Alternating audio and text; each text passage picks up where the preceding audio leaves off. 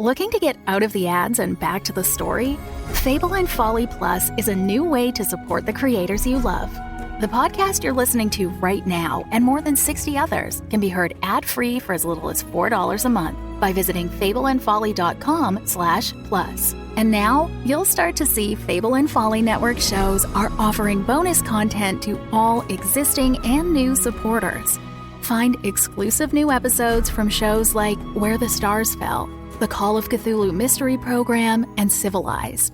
Plus, early access to new episodes of Midnight Burger, all still entirely ad-free.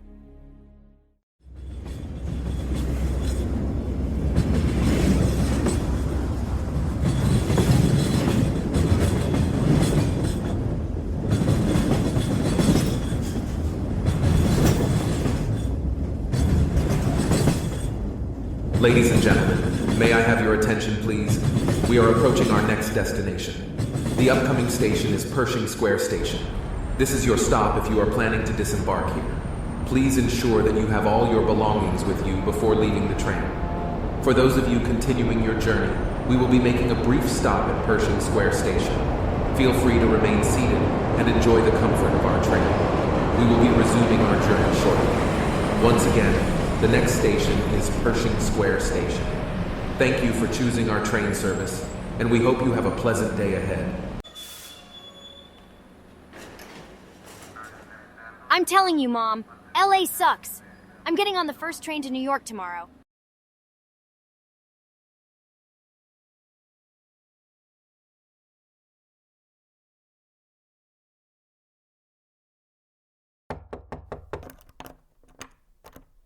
There's a knock on my door. I answer it. A short, blonde-headed woman stands. She looks pissed off and angry. Are you Corey Roberts? No, I'm actually Corey Kardashian. Can't you tell by my fabulous curves? Jenna sarcastically smiles at me. Wow, a comedian. You must be a riot at parties. Ah, finally, someone who knows me. Jenna walks into my apartment. And who might you be? Jenna looks me up and down. Is your name Corey Roberts or not? That's me. Bore me to death. So what brings the fun police around? You've just moved into this apartment? What gave it away? The moving boxes or my taste in avant-garde furniture? Jenna rolls her eyes. Clever. Anyways, I received a complaint from Gloria Watkins of apartment 20 stating that you didn't give her the $100 she requested, for the after-school building program. Is this true? Yeah, so what if I did? That money is essential. Oh, well, in that case, let me just grab my magic money tree and start shaking. Oh, a money tree. I've always wanted one of those. Look, lady, I just moved in. 3 days ago, if my records are correct. Jenna looks around in my living room. She sees boxes everywhere. What records is that? And who are you? I'm Jenna Lopez. I'm the tenant's representative for the building. Look, I just moved in. I'm not giving my hard-earned money to some old hag. Jenna steps up to me and raises a finger at me. Gloria is not an old hag. You take that back. Or what? You'll write me a strongly worded letter? Not until I see some cash. Listen, I'm not giving you anything. You understand that if you don't give me the money for the after-school program, I'll spread a rumor about you and make everyone in the building hate you. Go ahead. I've already been canceled on Twitter. What's one more cancellation? I'm being serious here. My family voted for Trump. I'm used to hate coming my way. Do your worst. Ori, don't make me your enemy.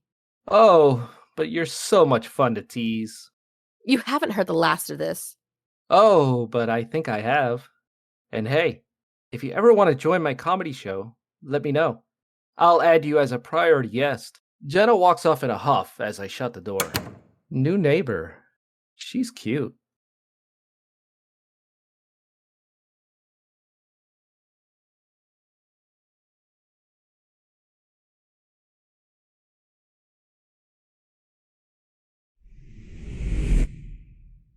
I'm walking to my apartment door with takeout food. A little kid and his mom walk toward me. The kid stops in front of me. The kid proceeds to kick me in the leg. Ow! Kid's got a strong kick. I see soccer in his future. The kid's mother laughs and ruffles her son's hair as they walk off. I walk to my front door. Only there's no front door. Instead, it's been removed from its hinges. I rub my eyes in disbelief. Am I in some kind of sitcom? Where the hell is my door? A man and a woman walk past, laughing. I take off walking. A minute later, I knock on the door. Jenna opens her front door. She smiles as soon as she sees my angry face. I hope you're here to pay up. Where's my door? Your door? I don't know anything about a door. You see, I've had a knock on the head, and my memory has been wiped clean. Oh, great. So you're now Dory from Finding Nemo. Where's my door? How would I know? Lady, I want my door back. Pay up, and I'll help you. Fine, I'll call a locksmith. Ooh, that's not a good idea. And why the hell not? We'll remove the door the next time you're out of the house. You're really enjoying this, aren't you? Jenna smirks. Just a little. I'm not a person to mess with. Yeah, like I'm scared of you. I had an alcoholic dad who beat me with belts. So, there's nothing new you can do to me. I wasn't going to hit you. I hope not, or I would have you evicted. You have the power to do that? That's right, I do. Play the game, Corey. You don't want to push me. Stealing other people's doors is a criminal offense. And I'm a lawyer. I never read that when I was studying to pass my bar exams. Oh, of course not. I'm sure that door theft is totally an acceptable practice in your world. I take out my cell phone to call the police. They'll only arrest you for wasting our time. You have all the answers, don't you? Oh, you bet I do. Well, if you want to fight dirty, I can fight dirty. Just pay the $100. I'm not paying the damn money. All right, this is war. Jenna slams her front door. I walk off. It's time to act. I'm not someone people can walk all over. I'm getting my hammer and nails. Someone's about to get a flat tire. Do you want to play with fire, Jenna? Well, so can I. I have a great sense of humor to go with it.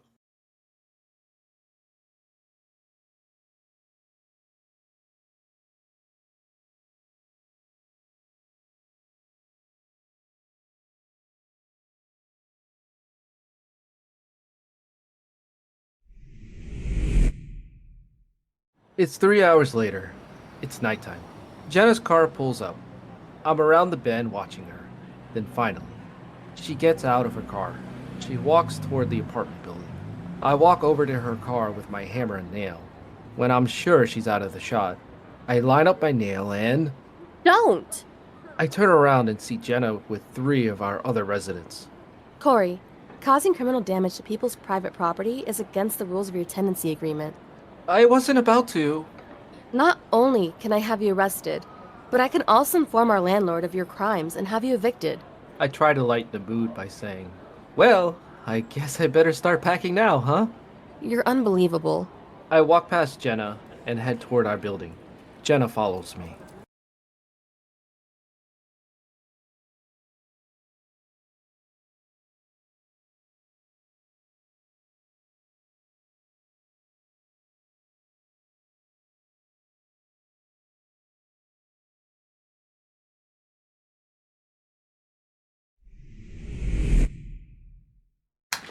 I open my apartment door. Jenna stops me from closing the door. She enters my apartment and closes it. Call the landlord, have her evict me. I won't hold it against you. I'm not gonna do that. I see. You're not going to do that in return for getting a check from me. That's right. Fork it over. I don't have the money. What did you say? You heard me. I'm broke. I spent all my money on this fabulous Kourtney Kardashian lifestyle and a lifetime supply of rubber chickens. You work. I checked your work references before you signed your lease. Nice try, but I'm not buying it. I got fired the day I signed my lease. Oh, that's rough. I've been getting unemployment for the last week. That's the reason I can't afford to pay for your scheme. I'm sorry for pushing this issue. You weren't to know. What was your job again? I was a fireman. That's a brave job to do. Thank you. And you know what they say, where there's smoke, there is a fireman. And marshmallows. Jenna smiles. You're quite the comedian. I try my best. Have you been looking for other jobs?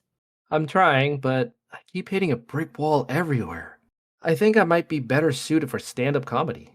Don't you think I have a Chris Rock vibe to me? I've got an opening at my office. We're always looking for people to join our mailroom if you're interested. It wouldn't cover the rent for this place. Yeah, you're right. I don't think I'll be able to live here much longer. Oh, My life is about to hit the crapper. yeah, it is. Speaking of which, can I use your bathroom? I promise not to steal your rubber chicken. Sure. Just watch out for the whoopee cushion on the toilet seat. Jenna walks off laughing. She heads into my bathroom. She shuts the door.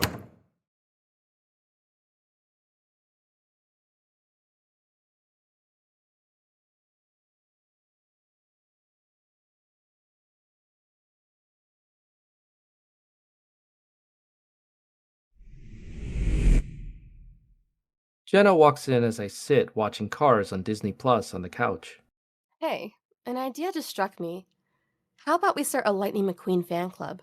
You want to bring me more misery. No, no. Actually, I have a real idea. Oh, yeah? What is it then? I want to cover your rent for a month. What? Why would you do that?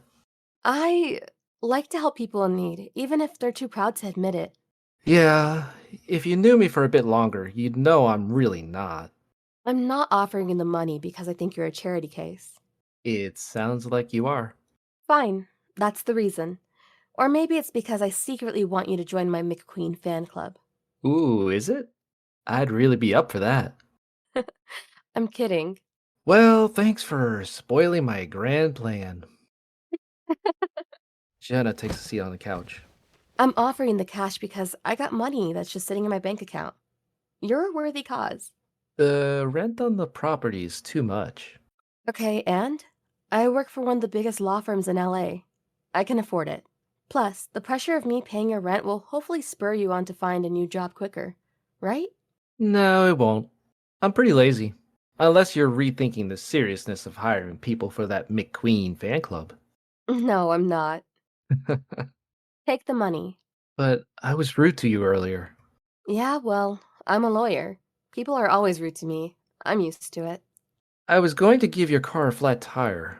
How could you be so forgiving and chill?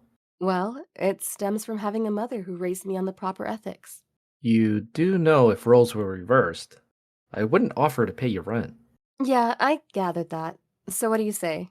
I'll pay you back. I don't doubt it. And, hell yeah, you will. I'll also put money into your charitable causes when I have some. I'm glad to hear that. So, what do you say? Is there anything I can do for you to say thank you? Mm, I don't think so. Oh, dinner. Let me cook you dinner. I've eaten. Oh, Have you eaten? not since lunchtime. You don't have food in your fridge, do you? Is it that obvious? Pretty much. Come on, let's go buy you some food. You're incredible. I was raised right, Corey. Give me 20 minutes and then knock on my door. I'll have dinner ready. Thank you. You're welcome. And hey, maybe we can discuss that McQueen fan club after all. Jenna walks off with a smile on her face.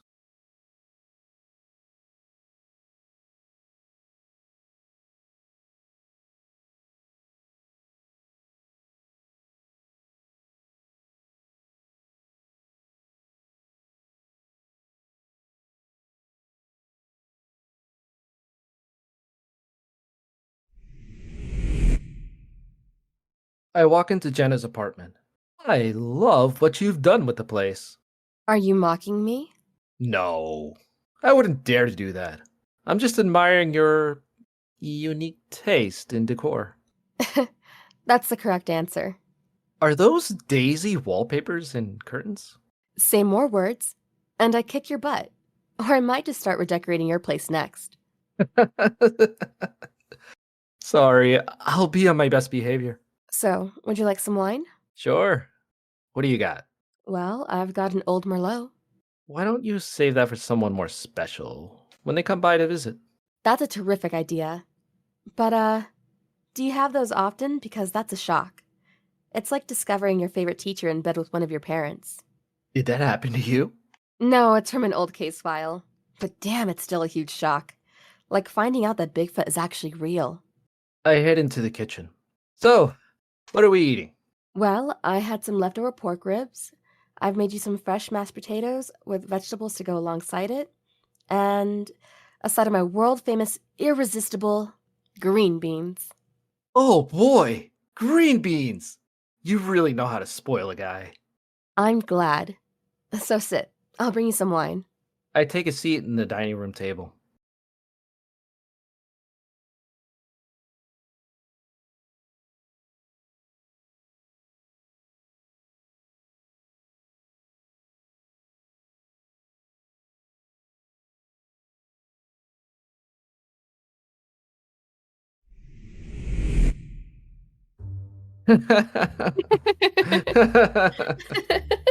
It's true. My ex-wife is gay now.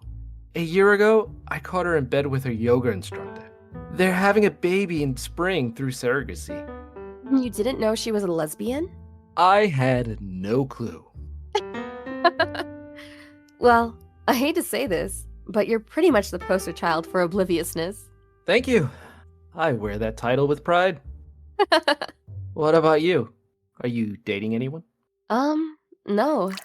Jenna refills my glass of wine. There was a pause. I'm not dating anyone. I'm just dating my career, I guess. Okay, well, it wouldn't matter to me if you were. You deserve someone that could make you happy. You're one of a kind. Thanks. And so are you. We clink glasses together. Huh? What? You meant that. I am capable of sincerity. You know that, right? Jenna, I could always set you up. Whoa there. Hold your horses. I'm not desperate for a man to want to be set up. I'm okay. Yeah, I'll be the judge of that, Jenna. Keep speaking, and I'll throw wine at you. Do you know what I've just realized? What? That I'm amazing? I hate to say it, but that's hardly breaking news. I've realized this is the first time I've laughed so much in a year. Aw, that's a sweet compliment. Thank you. It's all thanks to you. Well, I think we make a great double act. I agree. That said, I'm more fun. Yeah, because your life is so much more absurd. I'm absurd. You're in your 30s and you're single. Jenna keeps a straight face. Oh shoot. I went too far. I'm sorry. Got you.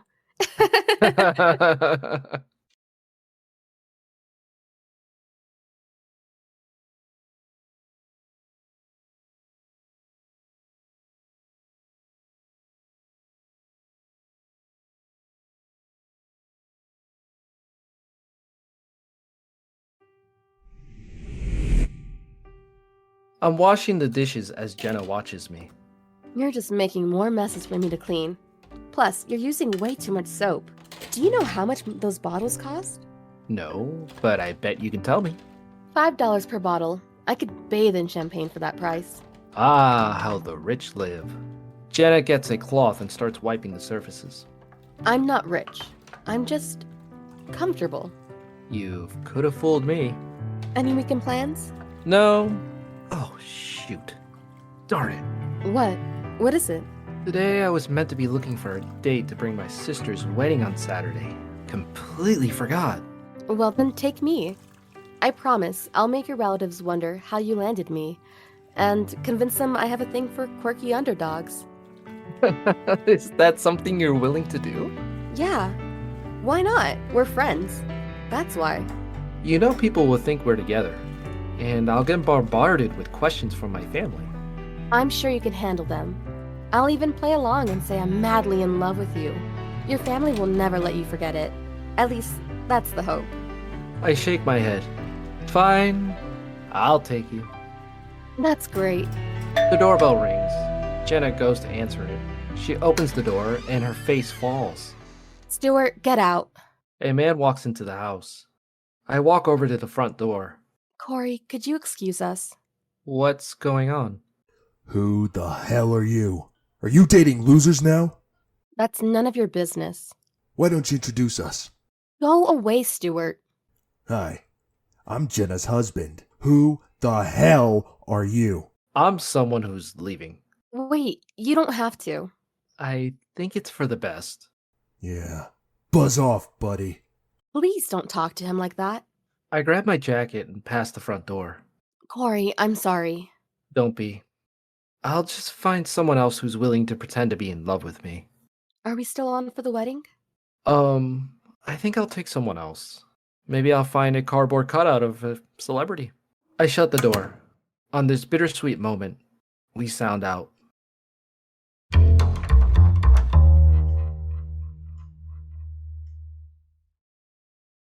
The Apartment was voiced by Paranoia and Nelson Zapata Correa.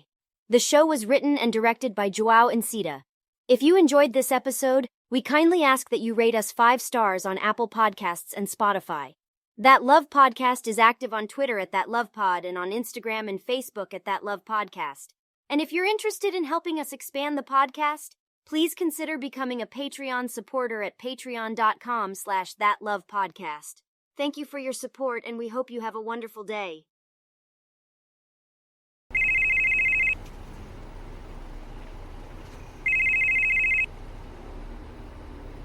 Hi, Mom! Surprise!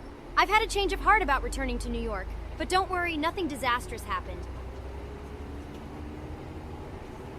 Life isn't all about apocalyptic scenarios, you know?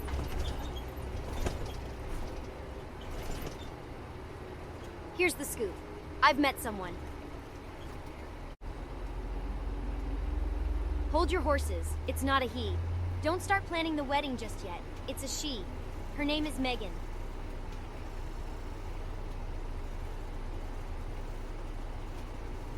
Yes, Mom, I'm still proudly riding the rainbow.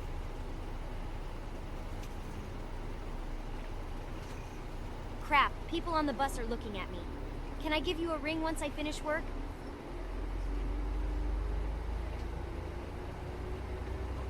Fantastic. Love you too, Mom. Don't start picking out baby names.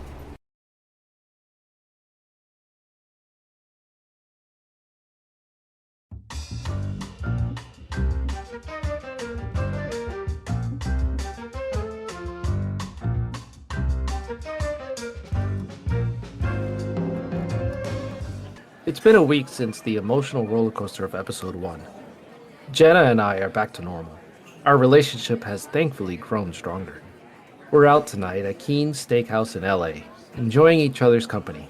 Jenna stands up. I'll be right back. I need to use the restroom. I might not be here when you're back.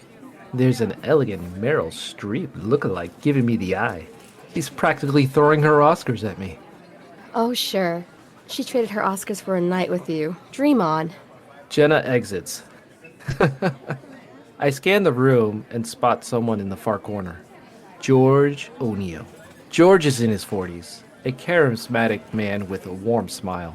He's the co-chairman of our apartment committee, working closely with Jenna. My eyebrows raise in surprise as I see George flirting with a young, attractive woman who seems to be enjoying the attention. He places a hand on her lower back, which strikes me odd. Jenna mentioned George was married to his high school sweetheart. With my curiosity piqued, I watched intently. What the hell is going on?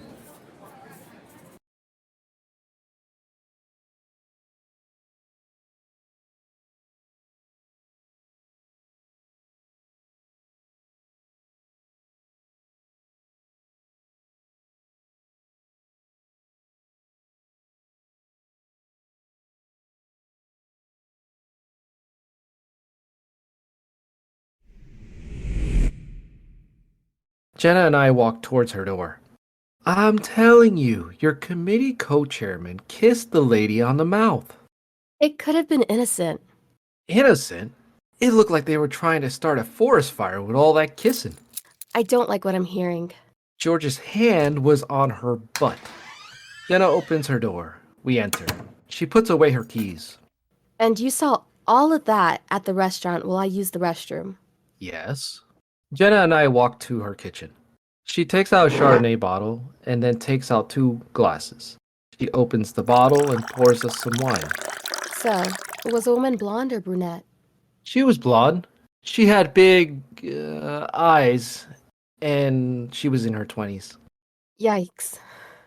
I take a sip of my wine. What? George is in his late 40s. He's married to his college sweetheart. She's a brunette and a mother to his 2 kids. So that must mean he was... It means George was cheating on his wife. Damn. I'm kind of jealous too. Jealous? Of what? George's midlife crisis? What? The blonde was super hot. You would have done her too. If you were a lesbian. Just saying. Stop talking, please. Why? Are you afraid I'll reveal your secret crush on George? I can see all the headlines now. Jenna confesses her love for Mary co-chairman in the middle of the restaurant. That should sell newspapers by the millions, right? Jenna shakes her head. She takes my wine glass and puts it in the dishwasher. I've got to say, dinner was incredible. I didn't know you majored in art history. Yeah, it turns out my parents were right about my job prospects. So I figured I'd embrace the starving artist lifestyle. I was impressed by your art knowledge. Yeah, who needs a stable job when you can impress people with fun facts about the Renaissance art? I feel like crying. Yeah, you're pretty pathetic. You should. Hey, are we still on for going to that piano bar? I want to play you something. Jenna puts away her dried cooking pans. You play? I thought you were taking me out to repay me for buying you dinner. I was in a band. I was the lead writer, too. Think British pop icons. Take that, with me being Gary Barlow. Yeah, I'm going to have to Google that band. Trust me, it's like listening to a bunch of cats yodeling, but with better haircuts. I can't wait. You look stunning, by the way. Thank you. I know I do. Cheeky. Jenna smiles. Hey, I wanted to apologize for Stewart's behavior. It's okay. I forgive you. But just to be safe, can you promise me you won't bring back any more ex-husbands out of the woodwork? Jenna picks up her kettle and pours in water. She puts the kettle on. She gets out a homemade biscuit from the oven. I just want you to know that nothing is going on between me and Stewart. You don't have to. She starts putting the biscuits on a plate for me. There will never be again. Look, you have history, and I get it if... I mean it. I don't want anything to do with him. He's a dick. I hate him. I'm sure the first time we saw each other, you thought I was a dick too. I was way off base with that. You're special. You're unique. You're... You're talking out of your ass. Damn, you figured it out?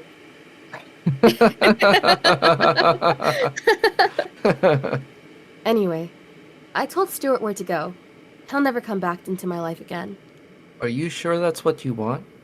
Jenna takes a second to consider that as she stares at me. Hell yes. You know, Stewart is quite handsome. No more than you. I mean... Jenna panics. I get what you're saying. Don't worry. Let's get to know each other better, and then I'll fill you in on Stewart's past. I'm sure that will be a climactic thrill ride for the senses. Oh, you bet. Let's say no more on the matter. Thank you. You're welcome.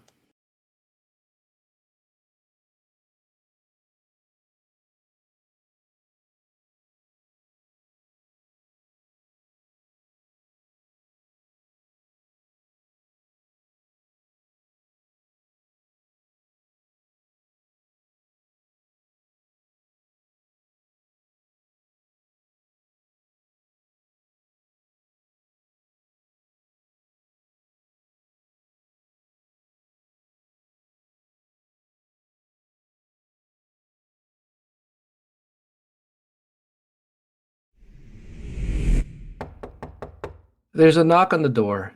Jenna and I walk to the door. There's a parcel by the door.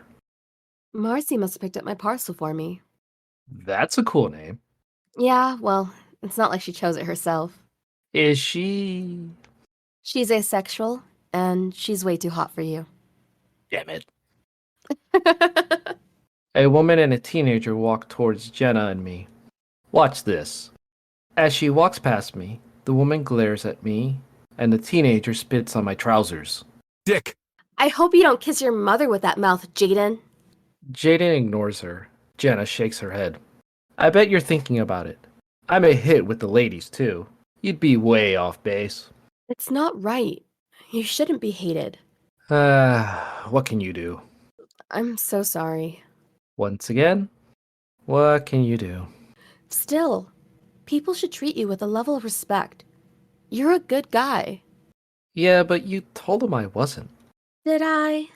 You told the whole building that I refused to give $100 for the after-school program. Oh, yeah. Sorry about that. I've had eggs thrown at my windows, too. Seriously? Yep, for the third day running. We need to deal with this. We have to make people see you're a good guy. Are you sure you want to subject these people to my charm and wit? I'm not so sure about your charm, but your wit seems to be a powerful weapon of mass destruction. It's deadly. Hey, I'll have you know that my wit is like a ninja, swift, deadly, and always dressed in black. A teenager walks down the hall and glares at me as she walks past. Do you know what? I'm going to knock on every door tomorrow. Why? What would be the point? I want to make a case for why you're a good guy and special to me. Aw, you believe I'm all that. That's cute. Where's the bag for me to puke into? Jenna smacks me in the arm. You know, for someone who's hated by everyone, you're not doing a very good job of being humble. I have a plan, and I'm doing it. Look, it won't make a difference. It will, I promise. Let me handle this. Okay, well, good night. Don't forget to wear a helmet to bed. You know, just in case someone throws a tomato at your window. Oh, don't you worry, Jenna. I always wear a full suit of armor to bed. You know, just in case I have to fight off any angry mobs.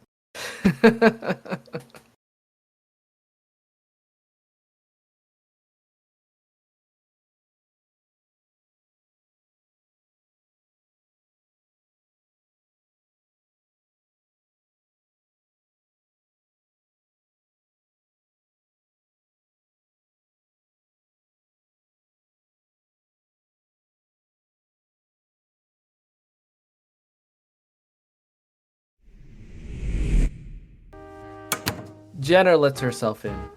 I'm sitting on the couch reading a book. I throw it away as soon as I see her. Do you ever knock? Not since I took up lockpicking. It's more efficient, and it makes me feel like a secret agent. So, what's the latest? Has everyone forgiven me? Not exactly. Jenna walks toward the book I threw away. I intercept her by grabbing the book. She smiles. What do you mean? Not exactly.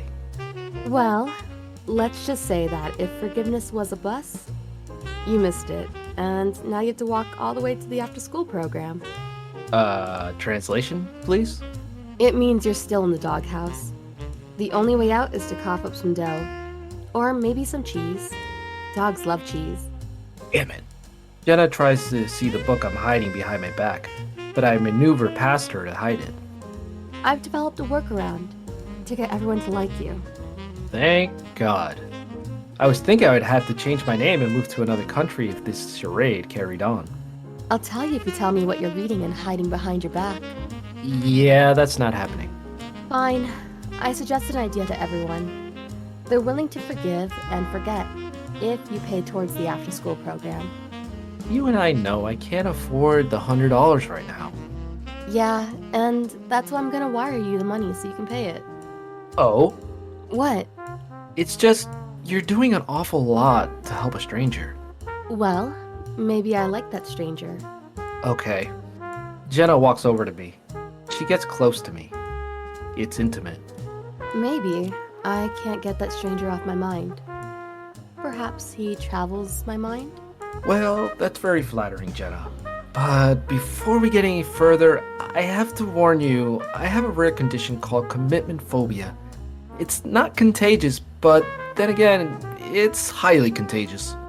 Jenna quickly reaches behind my back and grabs the book I'm hiding. She instantly laughs as soon as she sees the title.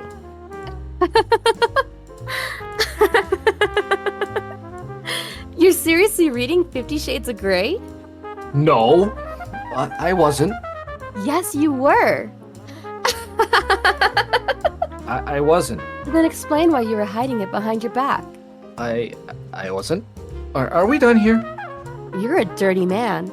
Hey, at least I'm not a filthy rich man. That would be so much worse. I mean, it's not a bad thing. I might want to put that mindset to good use one day.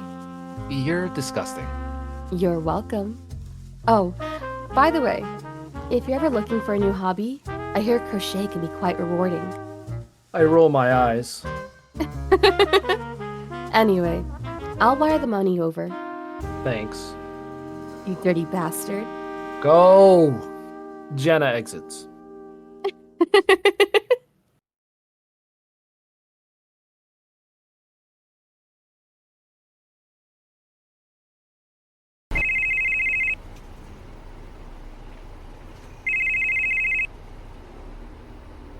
What did you think of the pictures I sent you? Is cute the best you can come up with, Mom? I was expecting a declaration of grandeur like, I believe she might be the 8th wonder of the world. Or, you two are destined to have a love story crazier than a telenovela. Cute is like calling her an average squirrel.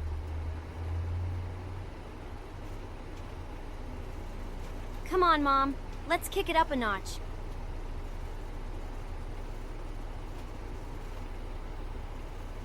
Are you inviting us to the family barbecue next month, or are you secretly plotting to organize an intervention before we arrive?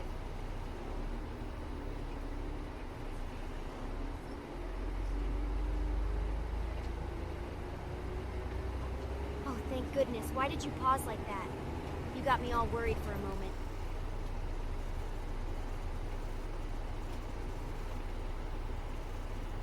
Yeah, I'm just about to jump off this bus. I'll give you a shout during dinner. Love you to the moon and back.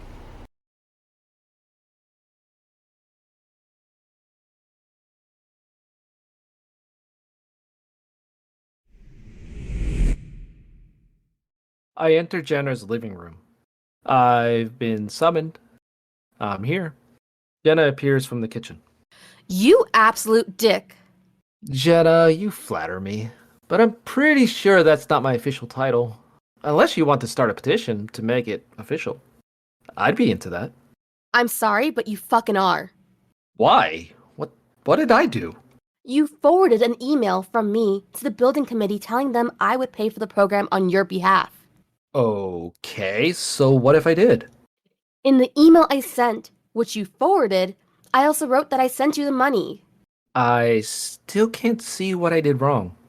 Corey, the building committee questioned my ethics. Ah, shit. They think I'm crooked. They're calling me Trump. They want to throw me out of the committee. I could lose my powers. Wow, that's weird. I didn't know you were running for president. Can I be your campaign manager? Corey, I make a massive difference to that committee. I'm the only female on it. If I go, all hell breaks loose. How is that even possible in a modern society? The world isn't evolving. I'm the only one who fights for the residents' rights. I'm the only one with a half-decent soul on the committee. Yeah, sure. I believe that. You say the dandiest things sometimes. It's like listening to a Hallmark card on steroids. If I lose my position, I'm sure you'll be evicted the first chance the committee has an opportunity to vote. Ooh, shit. We can't let that happen. You think? What can we do about it? I will write you a script, and you'll email it to the committee. And that should do what? It should make this mess go away. What if the committee decided they want to see your emails? You could be subpoenaed. Whoa, Corey, you really know how to turn me on. Nothing gets my heart racing like the thought of being subpoenaed by a bunch of building committee bureaucrats. Okay then. Write the email. It should be enough to make this Watergate scenario disappear without a storm. Yeah? I'll do anything. Really? You know I will. I wink at Jenna. Please, don't wink at me. Why not? Is it because you know that every time I wink, an angel loses its wings? Or is it because you don't want to give me a false hope that we might one day be more than just email buddies? Don't forward my script to the committee, or I swear I'll kill you. Have you got that? Yes, ma'am. Good. So, how's that book coming along? Yeah, I'm walking now. I start walking away. Have they gotten to the spanking part yet? Please, give me a reason to read it. The front door opens and shuts.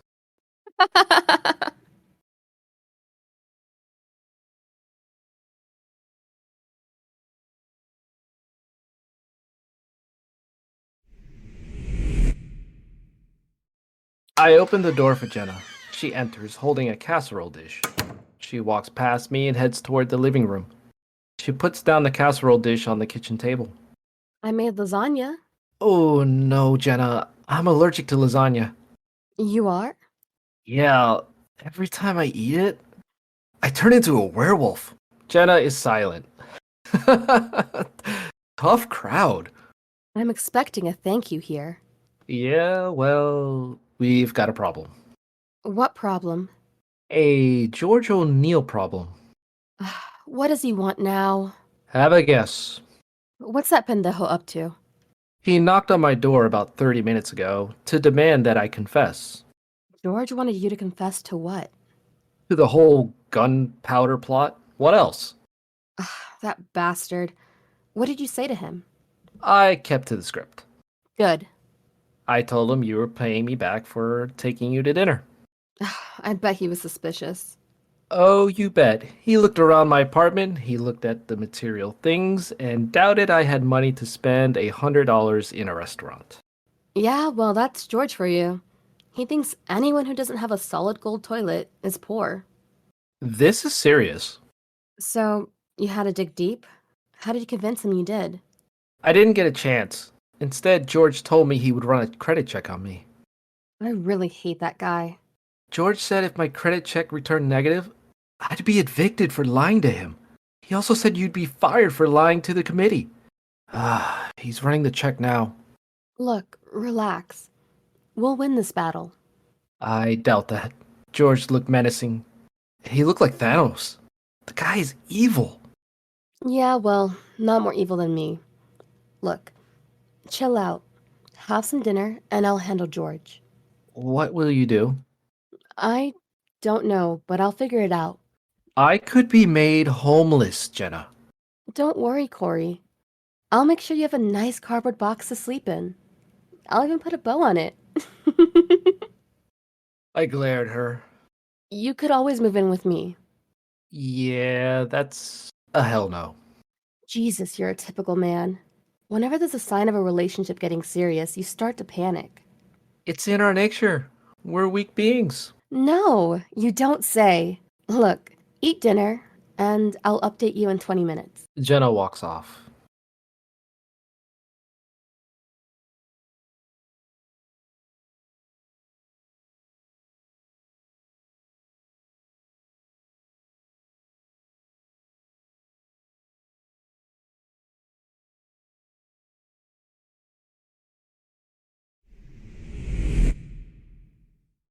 George answers the door to me. Jenna stands next to George. This is your last chance to play ball, George. You either drop your issues with Corey and me, or I go to your daughter's parent evening and tell your wife you're fucking your kid's babysitter. You have no proof. Oh, really? Because last time I checked, Corey here is a professional butt inspector. He can spot a wandering hand from a mile away. That's right. Wait, what? Tell him what you saw, Corey. I saw you at Keen's Steakhouse with a young blonde in her 20s. You had your hand on her butt. George looks furious. A bit of advice. If you're going to cheat, don't do it on your doorstep. You bastard! Don't worry, George. Corey's just jealous because he can't get any action in his own building. What do you want to do, George? So, what's it gonna be, playa? George shuts the door to me. I walk off.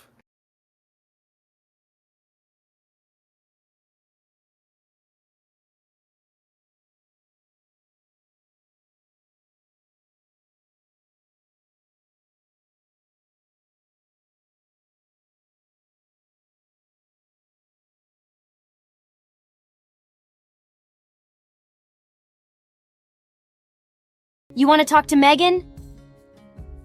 Yeah, no. Mom, hold your horses.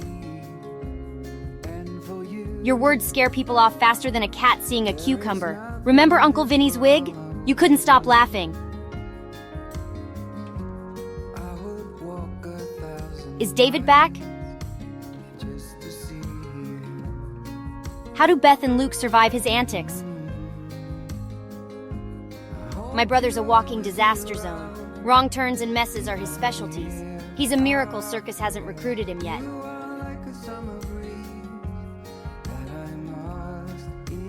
But hey, life's never dull with him around, right? Mind if I visit Veronica for a week? She and Jeremy have wild adventures lined up. They once tried breaking the karaoke marathon record. I know, right? Can you believe it? And their marshmallow Jenga tower? Insane. Don't worry, I declined their offer. I'll keep it low-key this weekend. Hang on, Mom. 2 secs. Mom, Megan just finished showering and we're about to debate the best breakfast cereal. Can I call you tomorrow night? All right, love you too. Say hi to Uncle Vinny and David when you see them. Love you. Bye.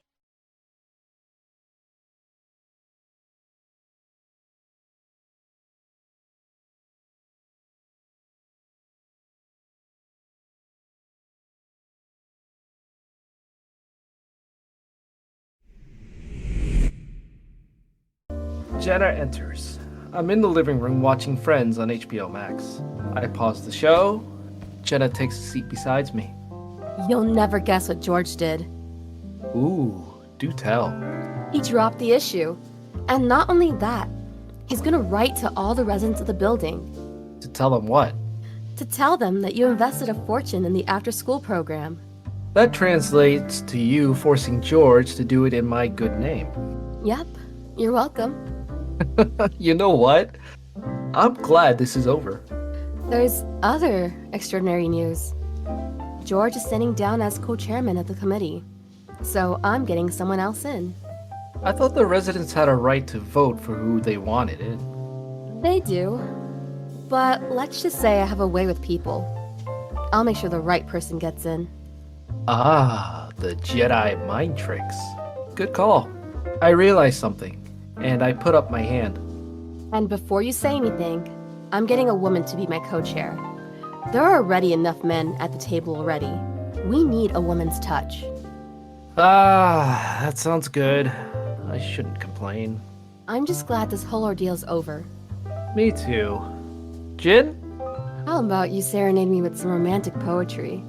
You know, something from your vast collection of literary gems. I'll sue you if you mention that again. Oh, really? I'd love to see you try. Should I pour us some gin? I go to the minibar. I pick up a bottle of aviation gin. Oh, are we going to a bar? No. You have some. I shake the bottle as Jenna walks over and takes the bottle away from me. Yeah, dude, I'm not wasting quality gin on you. Excuse me? I'm the epitome of gin appreciation. It's my life force. We belong together. Well, consider this an intervention then. You need a break from each other. Oh, I've never thought I'd see the day when my own friend would betray me like this. Corey, I'm doing this for your own good. You'll thank me later. She puts the gin away. Oh, you wound me. I thought we were friends. We are friends, Corey. But that doesn't mean I have to share my gin with you. Friendship has its limits. This is mine. You're diabolical. Just practicing my Jedi mind tricks.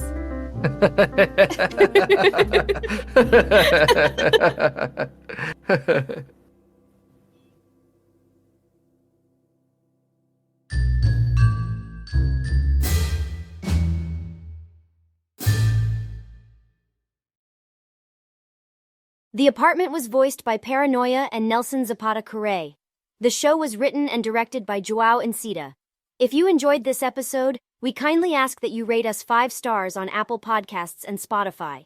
That Love Podcast is active on Twitter at That Love Pod and on Instagram and Facebook at That Love Podcast. And if you're interested in helping us expand the podcast, please consider becoming a Patreon supporter at patreon.com/thatlovepodcast. Thank you for your support, and we hope you have a wonderful day.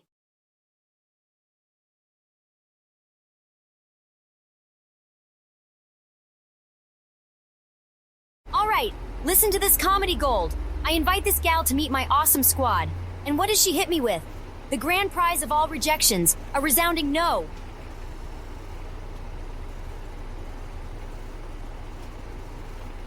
I was like, seriously? What gives?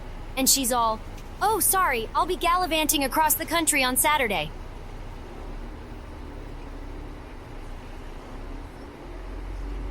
Classic dodge, am I right?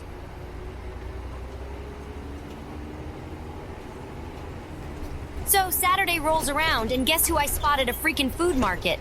Prepare yourself for the punchline.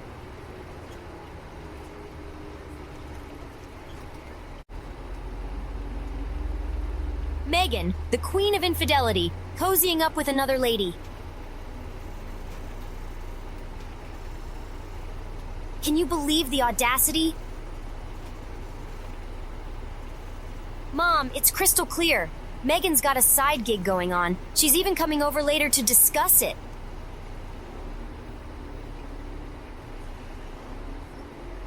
Well, guess what? The joke's on her because I've made up my mind. I'm dropping her like a bad stand-up routine tonight.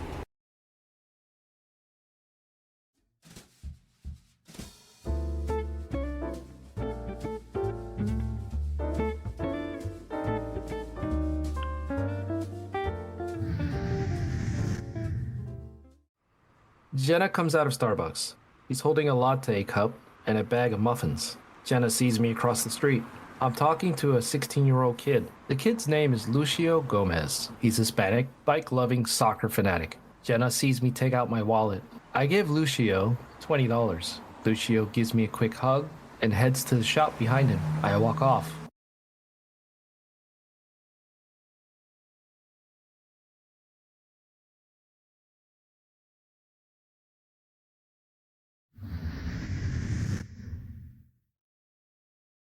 I let Jenna in. She hands me the latte and heads into the apartment without looking at me. Are you okay? Why wouldn't I be? Jenna puts the bag of muffins down. I don't know. You seem pissed. Maybe I have my reasons. It was just a kiss. What?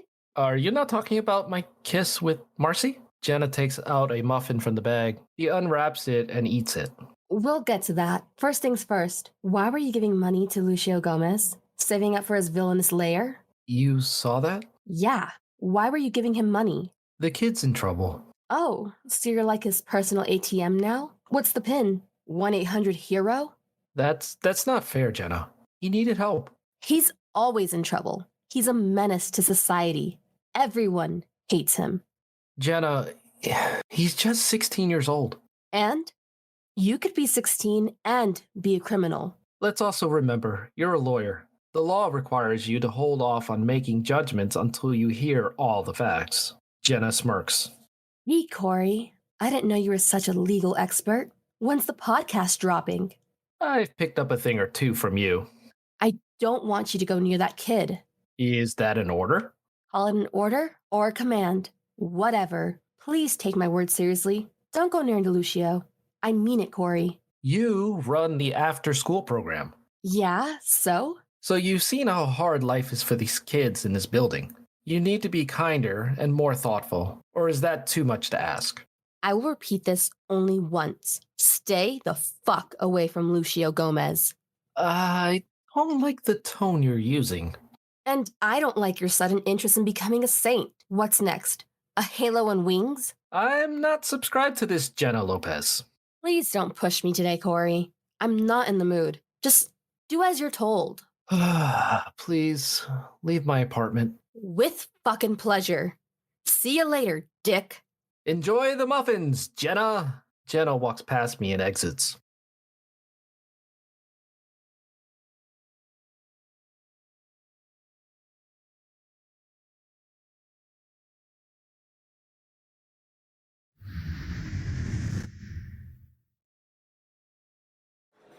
I bring Lucio a box of Kentucky Fried Chicken. I put it on the table and Lucio starts eating fast. Jenna walks past KFC. She sees us together. Jenna enters and walks over to us. You know, they say sharing is caring, but I don't see any Coke Zero here for me. Well, I guess I'll have to remember that for the next time, won't I? I didn't realize this was a full-service fast food experience. Hey, Jenna, want some chicken? Or are you just here for the show? Now, Lucio, play nice. I lead Jenna away from Lucio. You need to stop this behavior. And you need to listen to me. Lucio is a criminal. He's a fucking criminal.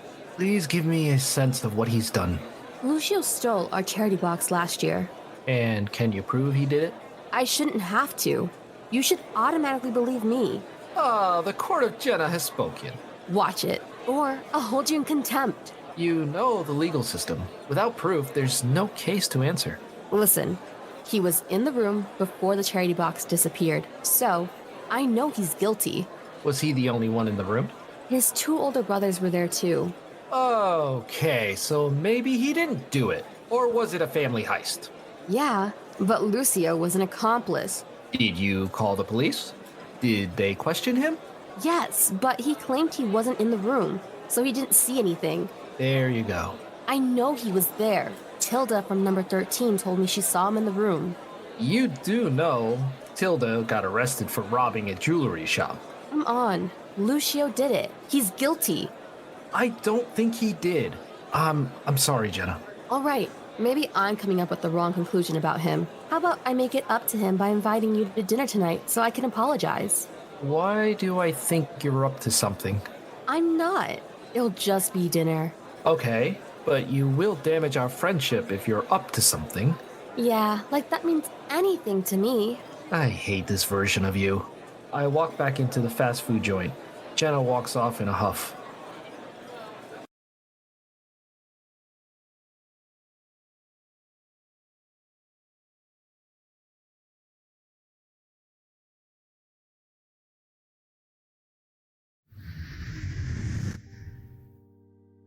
Jenna puts a $20 bill on the coffee table and on the couch. She then takes a $10 bill and puts it on the dining table. Jenna seems happy with herself and claps her hands together. The doorbell rings. She heads to answer the door. Jenna opens the front door to Lucio and me. Hi, guys. Welcome to the Lion's Den. Just kidding. I have a weird sense of humor. Yeah, weird is an understatement. Jenna steps aside to let us walk in. So we do and head into the living room. Jenna follows us in. Lucio, I'll bring you a can of grape soda. Take a load off. I'll be right back. Corey, can we speak for a sec? I follow Jenna into the kitchen. So, I've been thinking. This doesn't bode well, but speak on. I've been thinking about my behavior and attitude towards Lucio. It's been wrong and I want to rectify it. And how do you plan to do that? I plan to apologize to Lucio. And? I also want the after-school program to help him with his studies. That seems reasonable. What's happened to your change of mindset? I realized that I maybe overreacted and got things wrong about Lucio. Yeah, I'm suspicious. I know you. Look, I want to give him a second chance. We all deserve a second chance in life, especially kids. So let me offer him that. Fine, thank you. You should apologize right away. Lucio was nervous about coming here. He could use a pick-me-up. Sure. Let me just bring out the old Jenna's charm. Jenna walks into the living room to speak to Lucio. Jenna hands Lucio a can of soda. Lucio, I just want to say that I'm sorry for how I treated you. It wasn't fair, and I'd like to make it up to you. Thanks. I appreciate that. And don't worry, my cooking won't be a punishment. I promise. I'll take your word for it. Jenna walks into the kitchen.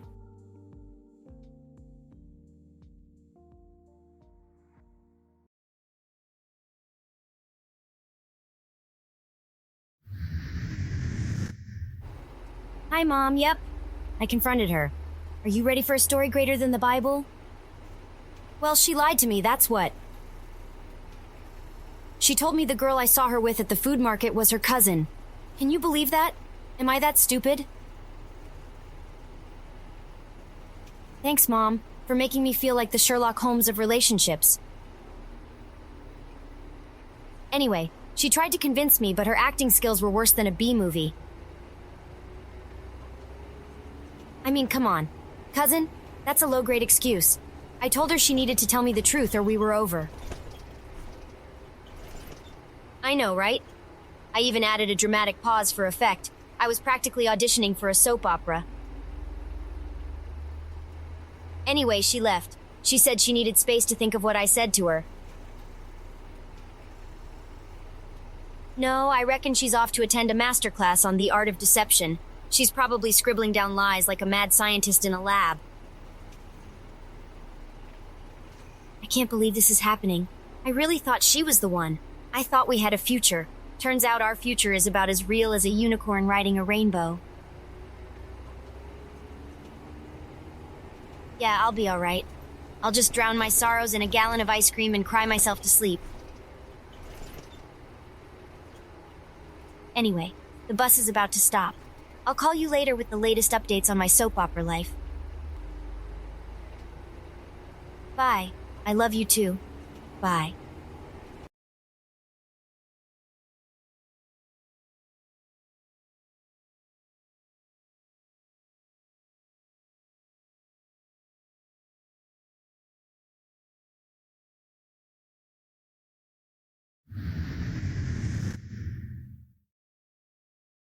Jenna puts a platter of baked chicken on the dining table. Then she scans the room, looking for her money trap. Hey, Lucio, could you go wash your hands before dinner? Lucio nods and exits. When he's out of the shot, I frickin' told you, didn't I? What now? I had $20 in small change on the coffee table, which disappeared. Oh yeah, because I'm sure he's been eyeing that pile of nickels for weeks now. It was right here. It's not anymore. Why? Lucio stole it. He's a thief. Well, if he did, at least he'll have enough for a candy bar now. Can you take this seriously? You need to stop talking immediately. Just admit it. Lucio is a thief. The front door opens and slams shut. He's probably running away to go buy drugs with my money. Maybe he's just really into coin collecting. You're saying that, then that must mean you believe it too. Can you hear yourself? Well, duh. It's one of life's greatest pleasures. I'm amazing. I can't be in the same space as you. You're still taking his side despite the vast avalanche of evidence presented to you? Jenna, listen to me very carefully. Lucio didn't steal your money. How can you be this stupid and sure? I'm sure because I knew you were planning to set him up for the colossal fall. What? That's stupid. Jenna walks into her kitchen. I follow her. Jenna, you put $20 worth in banknotes everywhere. I knew instantly you were planning something, so... So you what? Stole it? I put the money in your purse. Your purse is tucked away in your bedroom closet. So, confirming, Lucio isn't a thief.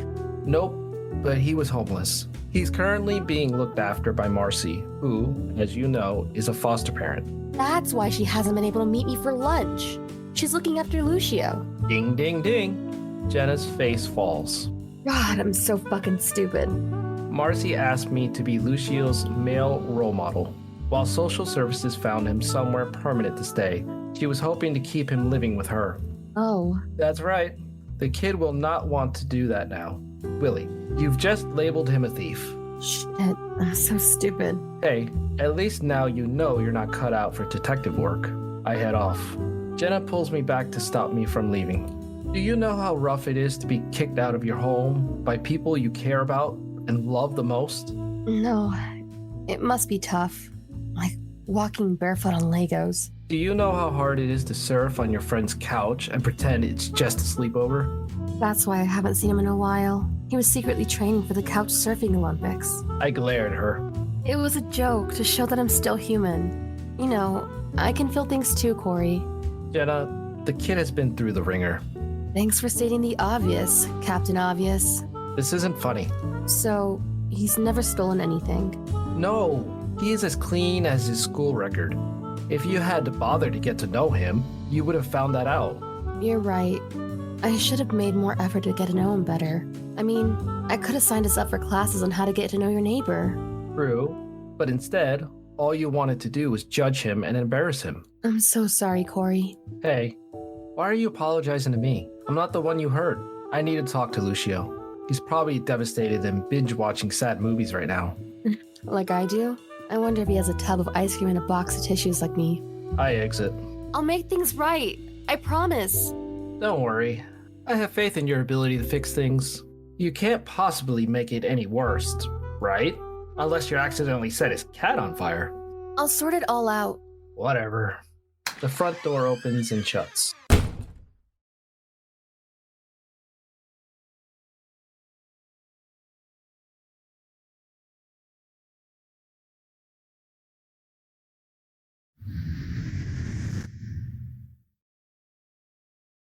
Jenna knocks on Marcy's door. Marcy opens the door.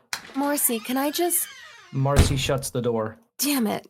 Well, that went as smoothly as a hedgehog on a slip and slide.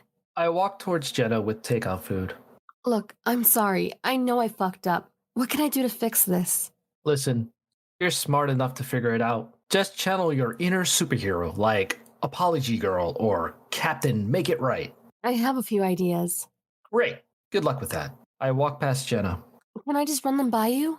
Nope. I'm busy. Bye. Gotta save the world from subpar pizza. I turn a corner and disappear. Ah!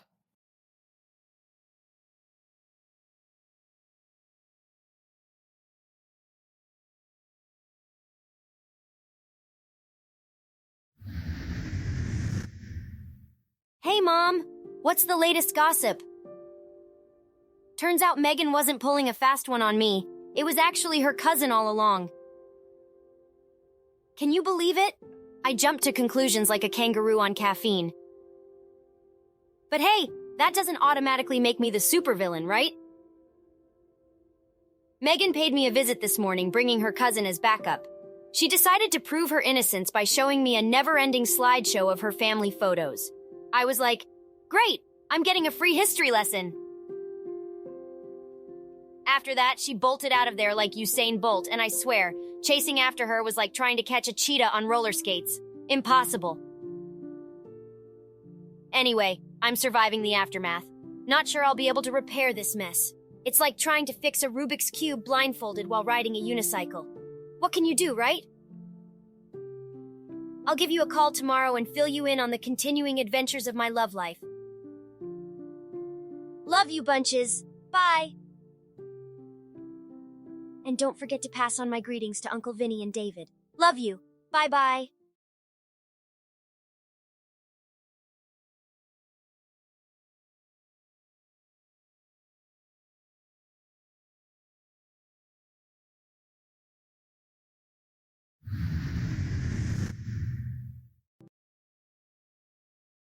It's the following day.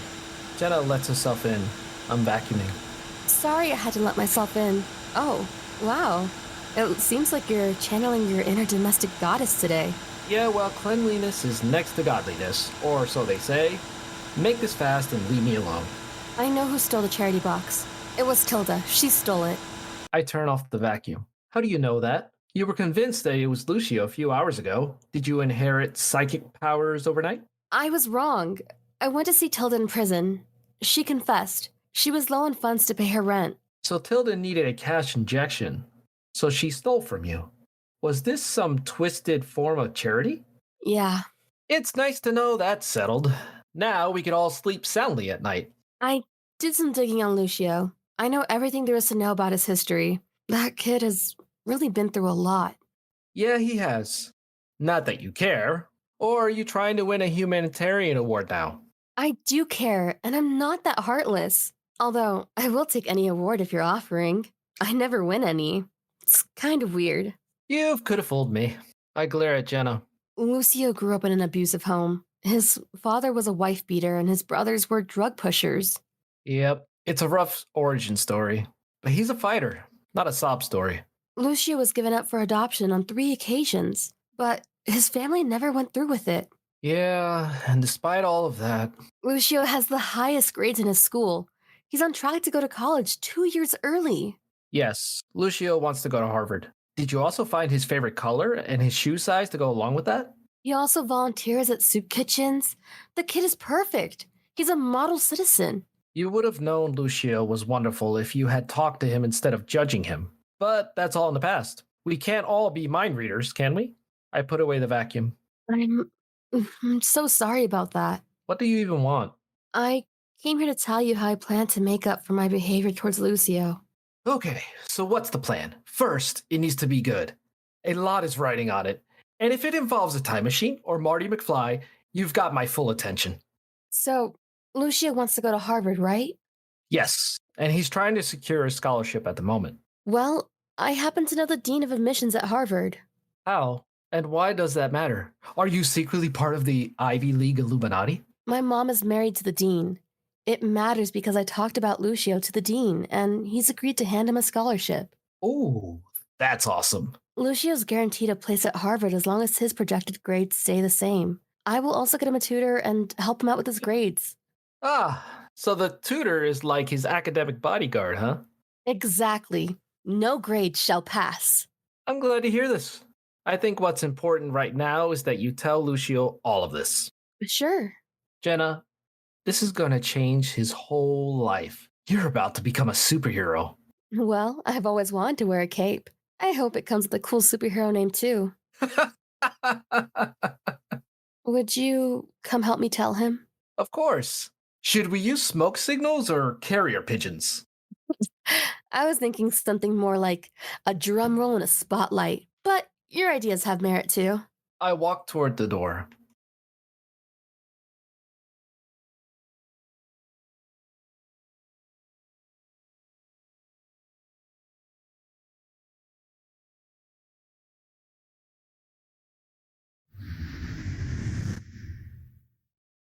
Jenna and I walk out of Marcy's apartment. Marcy and Lucio both have smiles on their faces.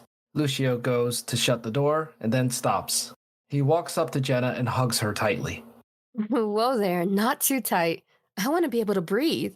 Lucio laughs and heads back indoors. He shuts the door. Jenna and I walk towards her apartment. So, have you forgiven me for my behavior? I'm getting there. Ori. Fine, I have. You're 100% forgiven. That was amazing what you did. Thank you. Do you fancy dinner? Can you afford it? I meant, do you fancy dinner which you'll make for me? Sure, I'll feed you again. But I warn you, this time it's going to be a culinary masterpiece. You might even shed a tear. Ooh, I'm sure I will. So what did you think of Marcy? Ooh, I saw a lot of chemistry between you two. You get on like a bus full of passengers. Well, that's one way to put it. More like a bus full of passive-aggressive in-laws. Oh, come on. You two are practically finishing each other's sentences. Only because we're both experts in avoiding awkward silences. I keep a straight face on. No, I don't like her. No? Why not? I'm silent as I try to buy time. What's wrong with her? There's nothing wrong with her. Come on. She's attractive. She runs a successful online business. She's motherly. She's a wonderful person. So you should go for it. And usually a person would. So, what's the problem? We stop walking. I look into Jenna's eyes. There's no problem. Yeah, there is. What is it? I take a breath. Marcy isn't you. Oh? I think if I'm going to be in a relationship again, I'll want that relationship to be with you. Okay. Would that be something you'd consider? You and I as a couple? I don't know. Jenna starts walking. I follow her. You're hurting my feelings here. Maybe. I don't know. How do we get from maybe to hell yeah? Well, first of all, we need a better sales pitch than hell yeah. How about Jenna and Corey, the dynamic duo? Sounds like a blockbuster movie title, right? Or a failed superhero TV show. Let's keep brainstorming. Sure. No pressure then. I walk Jenna to her door. She gets out her keys. She opens the door. I should go. I start walking off. Wait! Jenna walks up to me. She kisses me on the cheek. My initial feelings are that I want us to be together. But But what? we have a friendship. It could be ruined. I see. Let me figure out what I want more. A relationship or our friendship? What way are you leaning towards? A relationship. I smile. Jenna kisses me on the cheek again. Just give me a day to think. Only if you promise not to bring out the pros and cons list again. Last time I ended up being compared to a blender. Hey, that blender had some pretty impressive features. Well, in that case, I'll take it as a compliment. Jenna walks to the front door. She opens it and enters. She then shuts the door as I walk off smiling. This has been a great day.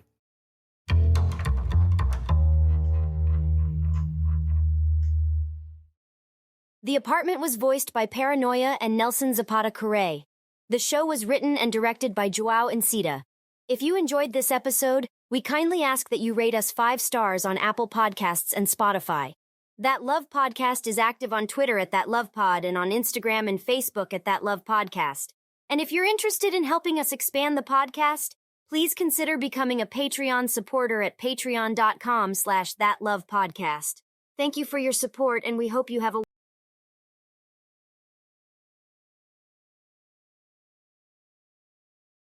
Ugh! Hi, Mom. What's happening? Well, guess what? Megan and I are on a thrilling adventure to meet her parents. Yeah, I was all pumped up until she hit me with a bombshell. No, I'll spare you the details. Why? Because I know you, Mom. Ugh! All right. Here's the scoop. We were cruising towards her parents' lavish pad in the Hamptons when Megan drops a truth bomb. Brace yourself. She hasn't spilled the beans to her folks yet. That she's into girls. I know. I nearly crashed the car in shock. Apparently, she duped me into coming along so we could make a grand entrance together. Can you believe it? I'm stuck in a sitcom plot. I'm torn, Mom. Should I turn the wheel and zoom back home? Or should I trust Megan's belief that her parents will embrace our love? Yeah, I voiced the same concerns. I mean, seriously, who willingly announces to their unsuspecting straight-as-an-arrow parents that they're actually gay and in love with a woman? Oh, and by the way, this woman who you assumed was my pal is my fantastic girlfriend. Sorry, Mom. Megan's calling me over. This is going to be a roller coaster ride. I promise to give you a ring once the madness over. Ciao. Love you too.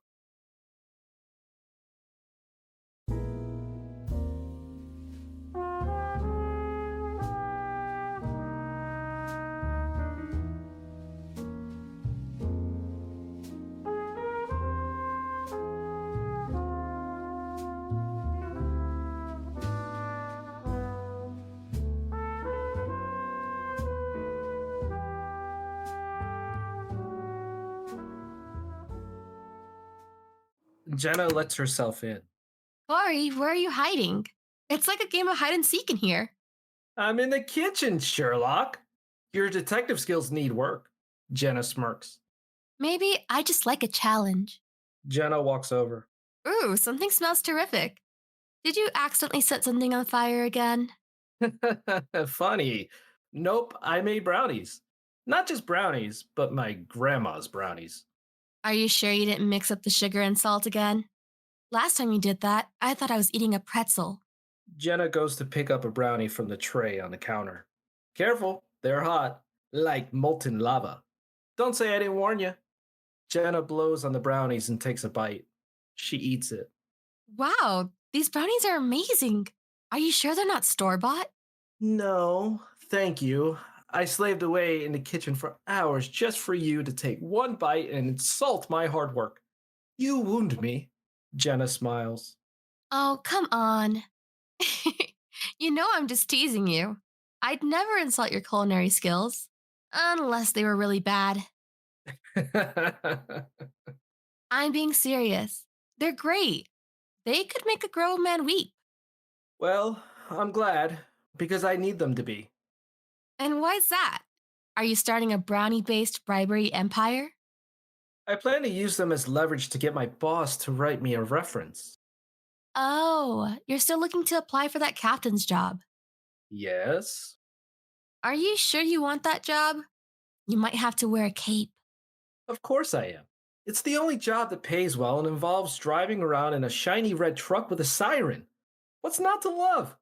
I'll even wear a cape if it comes with the job. Well, just make sure you don't get too carried away with the superhero complex.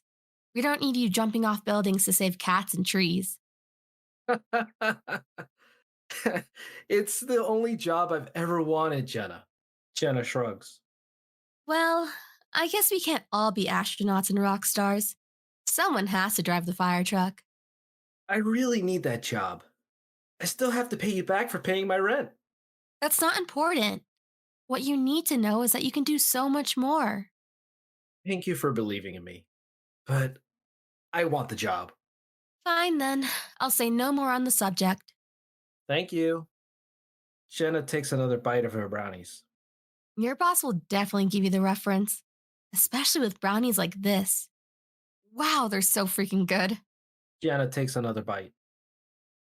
Seriously, I'm gonna get diabetes if I keep eating these. Don't worry. My grandmother's recipe is like a magic elixir that cancels out all the sugar. Well, if that's the case, I'll take another one. Or 3. Jenna picks up 2 more brownies. Hey, you never told me why you were fired in the first place. Well, I caught my captain in his office with a man. That's it? That's why you were fired?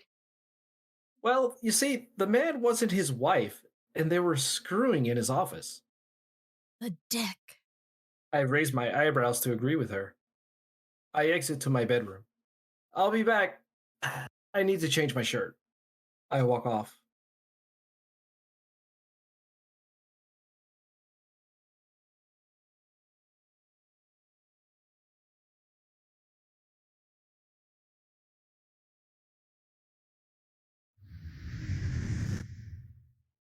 I walked in to find Jenna sitting down eating my brownies. I put on a white silk shirt. You look like you're auditioning for the role of the Phantom of the Opera. Where's your mask? Ha ha ha. By the way, I've had it confirmed with the president, and he's told me your old boss's official name is Dick after all. I think that's a very fitting title for him. Finish telling me what happened after you found out about your boss's affair. Well, soon after that event, he started making life really hard for me. The bastard. He'd give me challenging assignments. He'd make me do all the rookie stuff. I'd like to be in a room alone with him. I wouldn't recommend that. Knowing you, you'd probably roast him over the fire like one of my brownies. He nods to agree with me. He made my life such a living hell. So, did you report him to his superior? I wanted to, but I knew the guys at the station would come down hard on me. So you left it alone? Why were you fired? One day, I had enough of my boss, so I confronted him about his behavior. But we got into a brawl, and I pushed him. Jesus, Corey. He was probably looking for any excuse to fire you. And I knew it the second I did what I did. And then he smiled about it. I don't know him, but I hate this guy. Yeah, so anyway, I was caught on camera and I was swiftly fired on the spot. That's rough, man. What can you do? So, what makes you think the brownies will work on him if he's already fired you? Well, I'm banking on the fact that my brownies are so good. They'll be my secret weapon. Like they're my battering ram. You get it? Yeah, I get it. Mature as the joke was. We're in the same WhatsApp group, and lately we've been writing to each other. Oh? Yeah, my boss has been friendly, so I'd like to swing him around with the brownies. I hope it works, or I'm just screwed. It will. It's a good plan. Thanks, Jenna. With your encouragement and these brownies, I'm unstoppable. Good. I look at my watch. Oh, shit. I better head off to the station before my boss goes out. Well, good luck. Not that you'll need it. Jenna exits. I use sealing wrap to wrap up the brownies, and then exit.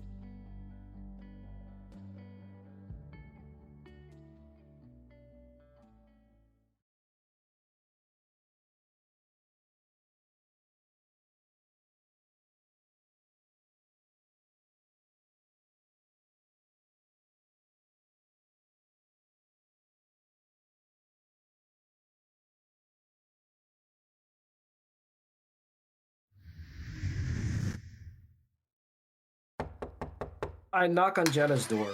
She answers. Oh, wow. Did you walk into a door? Or did a door walk into you? I've got a black eye and my face is bruised. Have a guess? What happened to your eye? Who did this? It was a boxing match with the coffee machine. I lost. Well, that's what you get for bringing brownies to a coffee fight. One of the guys at the station did this. Jenna allows me to enter. I walk towards her kitchen.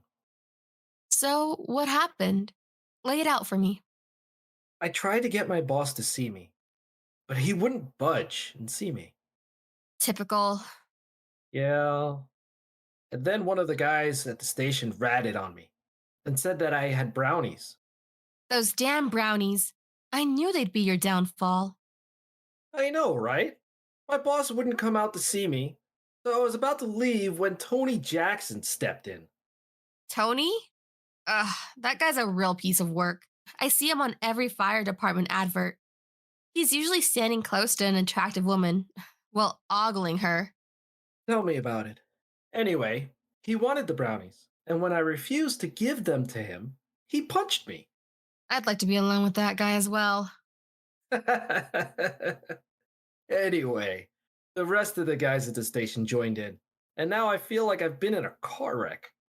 Well, you certainly look like it. Jenna turns to exit. Let me go grab some ice for you. Jenna walks to her kitchen. So, I guess this means I'm the tough one in this friendship now? Why do you even have to question it? You damn well know you are. That's the right answer. Jenna takes out a bag of ice from the freezer. She walks up to me and puts the ice bag on my eye. You can't let those bullies win. There's not much I can do about it. I wince in pain. Jenna takes the bag of ice and gently puts them on my eye for a second. There's plenty you can do. Oh yeah? Name them. Well, can you let me deal with the situation? You'd make things worse for me. Plus, you're a woman. I don't want you anywhere near those men. They'll hurt you. Oh, please. I know jitsu. It's still a no. Just promise me you'll leave this alone. Promise. Fine. I promise. Sorry. My eye really stings. Oh, I don't have a first aid box. There's a chemist a block away. It's fine. I'm okay. Your eye is bleeding. It could get infected. Look, just sit tight. Thank you. Thank you for looking after me. No worries. You'd do the same for me. But not that you'd ever need to. I know how to beat people to death. You know, it's one of my specialties. And I'm scared. I'm just kidding. Or was I? Just go, you weirdo. Fine. Just keep as much pressure on the wound, and I'll be back as soon as possible. Thank you. Jenna hands me the bag of ice. She washes her hands and exits.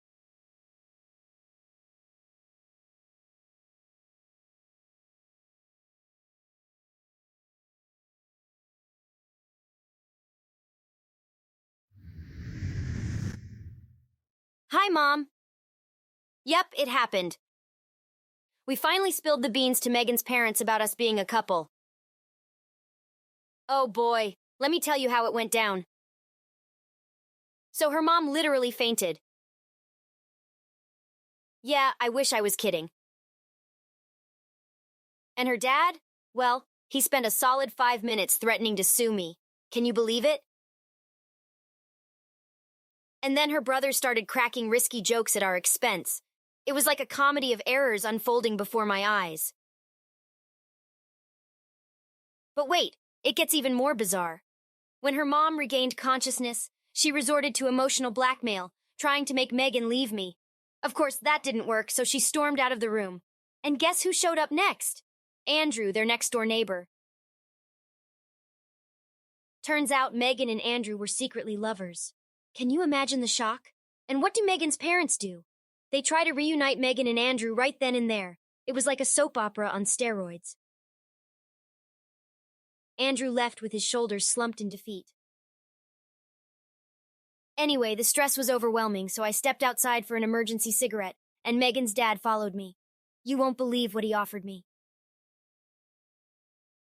He actually offered me $10 million on the spot to dump Megan and never contact her again. Can you believe the audacity? Of course I said no. I couldn't be bought like that. So I went back inside and told Megan everything. But here's the kicker, Mom. As we were trying to leave together, the police showed up. Yes, Megan's mom called them. They questioned me about a crime I didn't commit and gave Megan's parents a stern warning about their behavior. Finally, they left, and now I'm out on the porch while Megan has a heart-to-heart with her parents. I have to admit, things aren't looking great for us. Megan's parents are desperate, and I'm afraid she might choose them over me. Yeah, it's a tough spot. Anyway, I see her coming out of the house now. Wish me luck, Mom.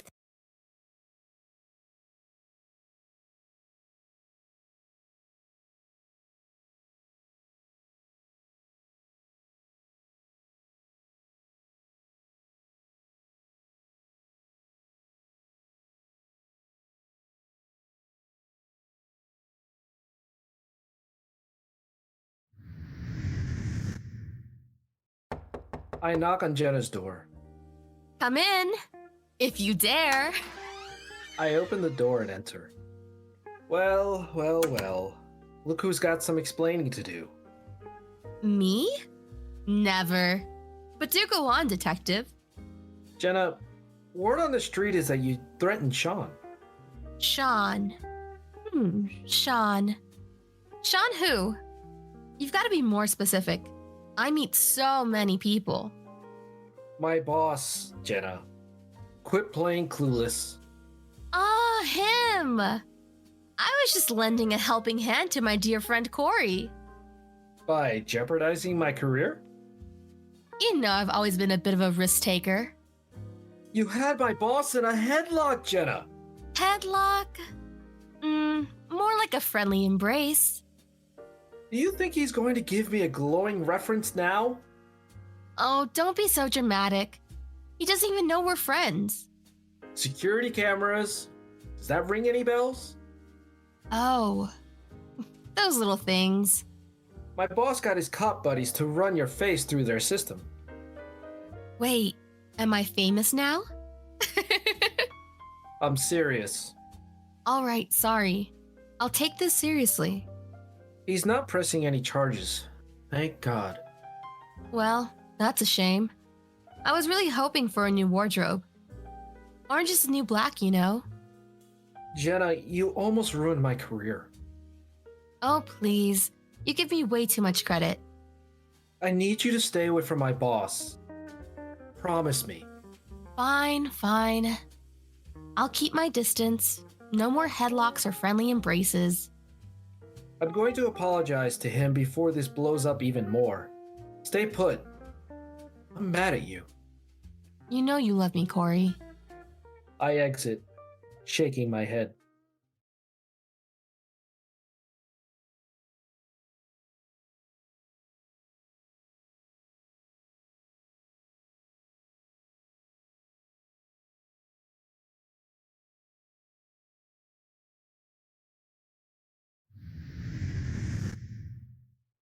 There's a knock on Jenna's door. She answers, and I enter. Wow. Look who decided to show up. In their underwear? Did you forget something, like your clothes? I'm shirtless, without pants. The only thing I'm wearing is my underwear. Funny story. I got robbed. Oh, so they were fashion critics too? I need my spare key. What you really need is a superhero costume. You're already halfway there. Just give me the keys, Jenna. You know, I used to get picked on in high school.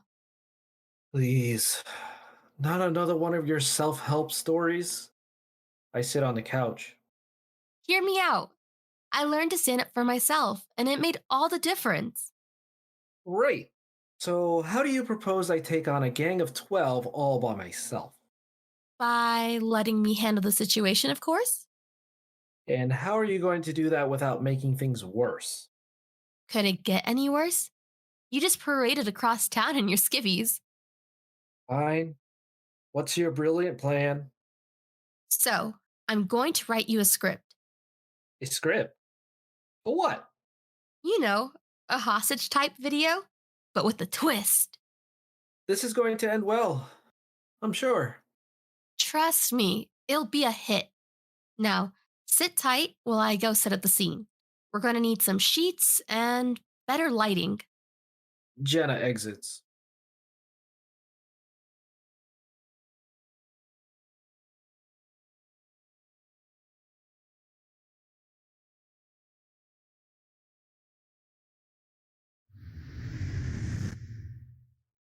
Jenna gestures for me to cry. And cut. Bravo. Meryl Streep's got nothing on you. Jenna stops filming on her phone. So, what's the plan with this tearjerker of a performance? Oh, I'm going to show it to your boss, of course. And that's going to secure my glowing reference? Not exactly, but trust me. Why do I have a sinking feeling about this? Relax, Corey. I've got a plan. First, we find Lucio, our video editing maestro. Then, let the sympathy roll in. Jenna exits. Jenna, I'm counting on you. This better be good. Forget about it. I shake my head.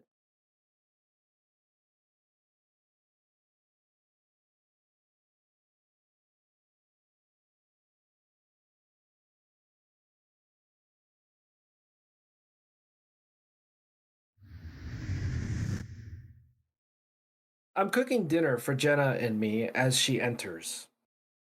So, I have some good news and some bad news. Oh, great.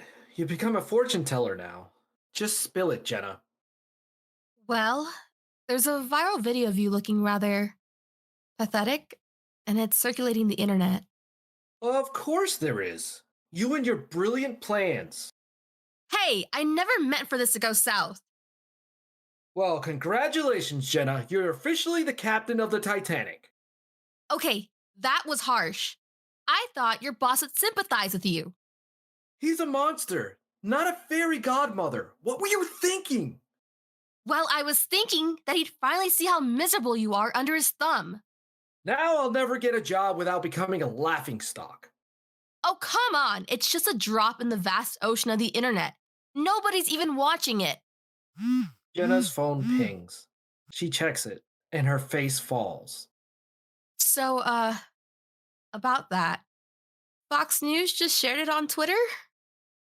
Get out. Corey, I'm really sorry. I said get out. Look, we'll fix this, I promise. I said get out. Okay. I'm going. But remember, every dark cloud has a silver lining, right? I glare at her. Yep, you're super mad. Jenna exits.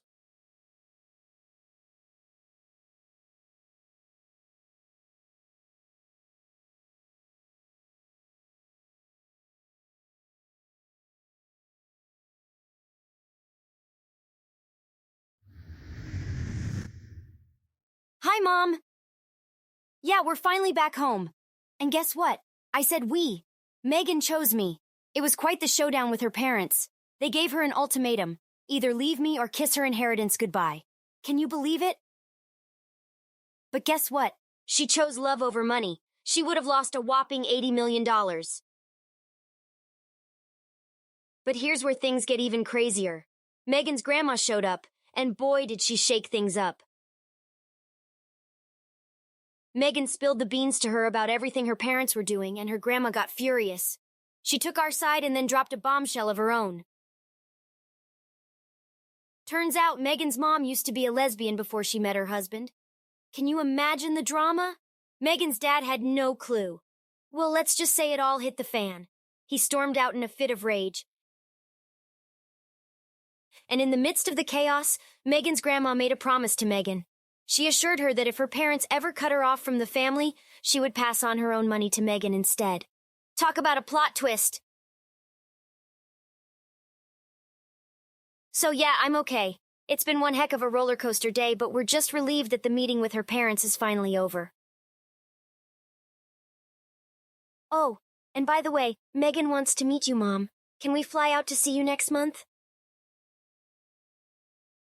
Great, I'll let her know. Thank you. I really love her, Mom. I think she might be the one. I mean it. Anyway, I'm exhausted, so I'm heading off to bed. I'll give you a call in the morning.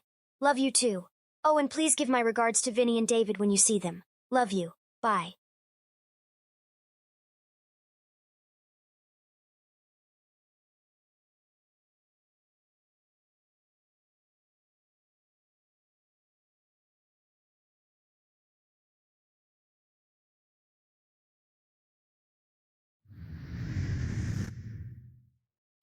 I knocked on Jenna's door.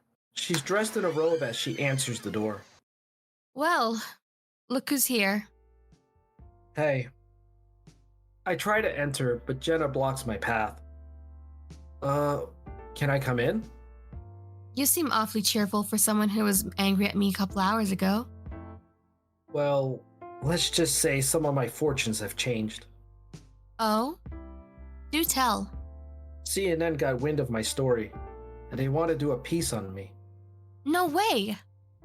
Yep, my old boss went on Fox News, badmouthed me, and ended up getting fired. Now his boss wants to make amends. Talk about poetic justice. Yeah, it seems like my old boss tarnished the fire department's reputation. So what's the plan to clean it up? I have an interview with CNN. I just need to say nice things about my old station and maybe I get my job back. So you're giving up the captain's position? I guess so. Corey, they humiliated you. They made you walk half naked across town. What are you suggesting? I say you use this opportunity to go for that captain's job. You've earned it. Yeah, you're right. Thanks, Jenna. And I wanted to apologize for my part in all of this. I think I went too far. Hey, you had my back, and that means a lot to me. You've always been there for me. There aren't many people like you. Thank you. I'm glad I could help. So, dinner? To celebrate? There's a sound of coughing.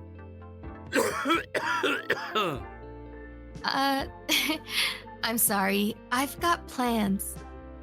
You should go. A lamp crashes in the background. What was that? Nothing. We'll talk later. Bye. That sounded like a lamp falling. It's fine, Corey. Just go. Is someone here? Maybe. Jenna looks guilty. Goodbye. I exit. Why are you upset, Corey? On this change of events, we sound out.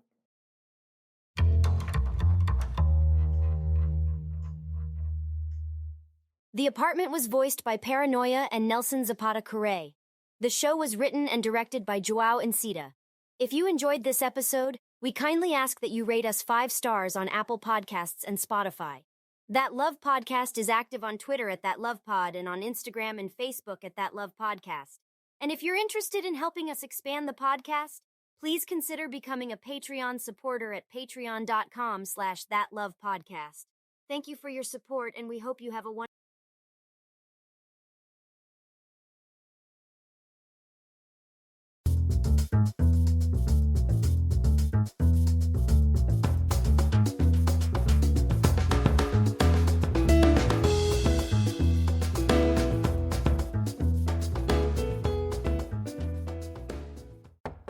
There's a knock on my door.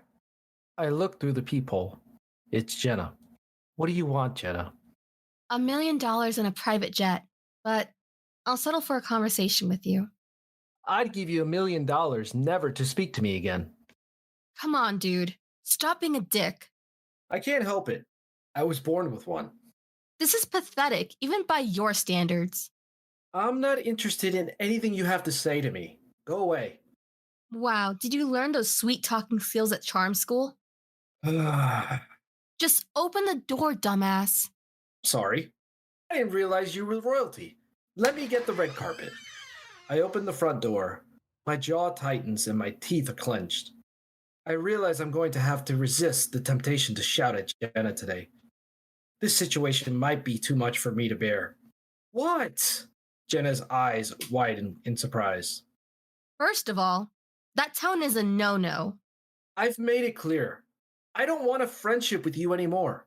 Jenna's nostrils flare in anger. There's tension in the air. Why is that? What did I do wrong? I'm not getting into this. You're not getting into what? What are we doing? Expand your words. I've moved on. I suggest you move on too. Are we not getting along because you heard another man's voice in my apartment? Is that what upsets you?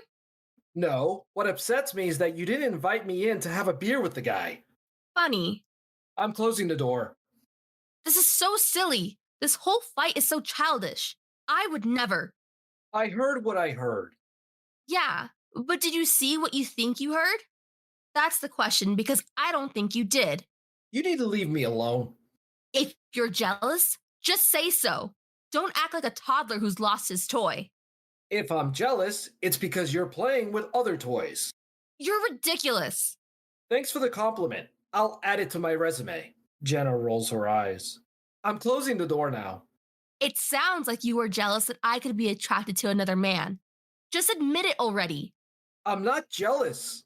I'm just disappointed that you had such terrible taste. Just stop. This is so ridiculous. No, it's Jenna-diculous. Jenna smiles. I'm not debating this any further. You didn't make it clear. What are you talking about now? You never clarified that you liked me, so I can't see where I did anything wrong. I didn't clarify that I like being kicked in the shins either, but that doesn't mean that it's not obvious. Jenna glares at me as I smile. I wish you all the best. I go to close the door. You can't treat me like this. This isn't how friends behave towards each other. You're right. I'm sorry. I'll treat you like the Queen of England from now on. Jenna turns red. She's a fuse about to blow. I don't think you should knock on my door again. Please, leave me alone. I try to close the door again, but Jenna stops it with her foot. She squares up to me. We have to put up a united front. For what? We have to put up a united front for Lucio's graduation. We're both going. If we're fighting, it spoils his whole day. I'd rather spoil his day than spend another minute with you. Translation, please. Oh, sorry. I forgot I was speaking English. Jenna grits her teeth. I'm not going anywhere with you. This is so ridiculous. Why are you being so mean right now? It's not like you. You know what they say, Jenna? Behind every mean comment is a bit of truth. You know what? You can choose to end our friendship, but it doesn't mean I have to go along with your wishes. There's nothing you can do to win me back. You've lost me, Jenna. Face facts. So you think? What are you up to? That's for me to know and for you to find out. I'm about to torture you. Great. Just what I always wanted. A personal Hannibal Lecter. With that, Jenna exits. She's furious with me.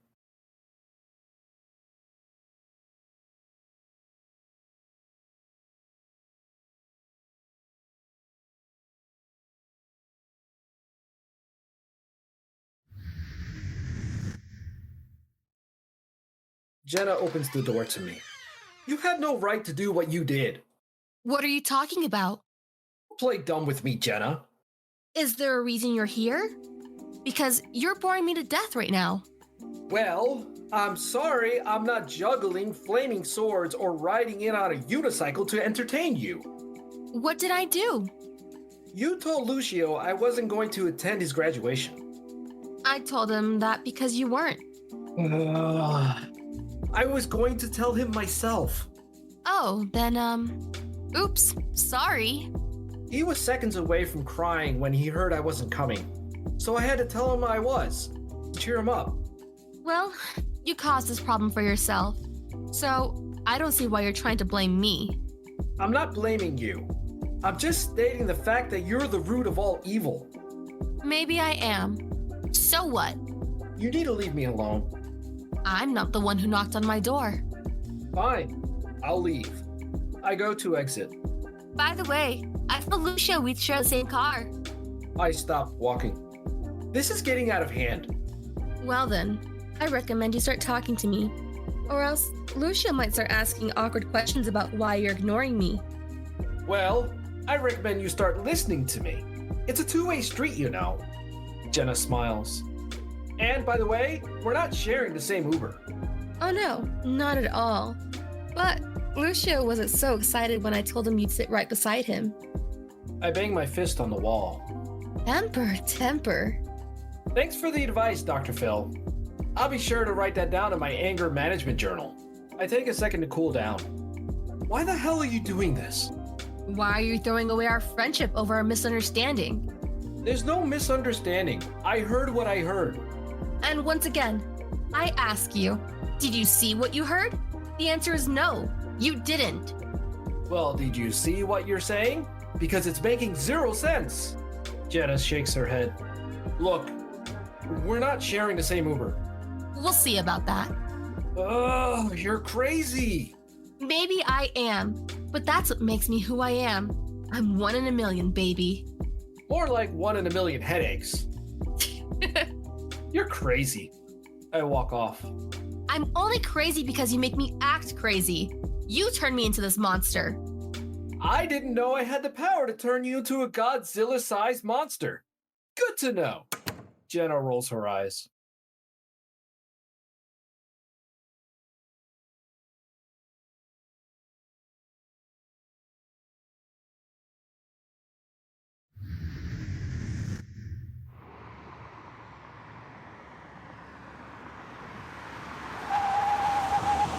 Our Uber pulls up. I'm sitting next to Jenna. We've not said a word to each other, but it went unnoticed by Lucio and Marcy. Anyway, Lucio and Marcy get out of the Uber.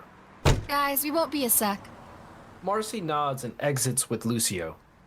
I've thought about our situation, long and hard, and concluded that you were greener than the Incredible Hulk at a salad bar. Funny. What was I envious of? You were green-eyed at the fact that I could look at another man or think about sleeping with another man. Okay, so what if I was? The Uber driver gets out of the cab. Guys, I'm taking a smoke break. So you admit you were jealous. Yes. Why didn't you make a move before? Well, I was waiting for the right moment, but every time I thought I had it, you would say something so ridiculous I couldn't even remember my own name. In my world, a man is someone who's able to take control of a situation. Well, in my world, a man is someone who's able to take control of a TV remote. I was trying to build our friendship so it would lead to a relationship. Well, just so you know, I did like you. I liked you a lot. You were a constant thought in my head. Wherever I went, you were there. I was so lost in you. Really? I always thought that I was more of a background character in your life story. Ha ha ha. Funny. I roll my eyes. Corey, you were like a loop of my favorite songs spinning in my head. I couldn't get the thought of you out of my mind. And I repeat, you had a funny way of showing it to me. Okay, now that I know you like me, we can build something between us. I'm ready for it. Are you? Oh yeah, I'm always ready to dive in headfirst to a relationship with someone who's accused me of being jealous without any evidence. Answer the question, dumbass. What if a relationship is not something I want? What if I want to ignore you? A relationship is what you want. I know you, crazy.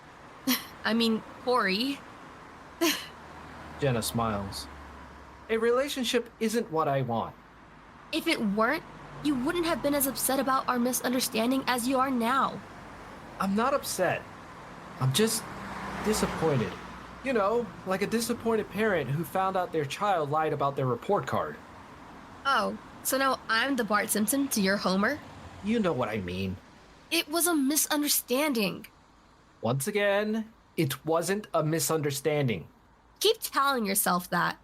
Can you be faithful? I've never cheated on a partner in my life. I've always been faithful.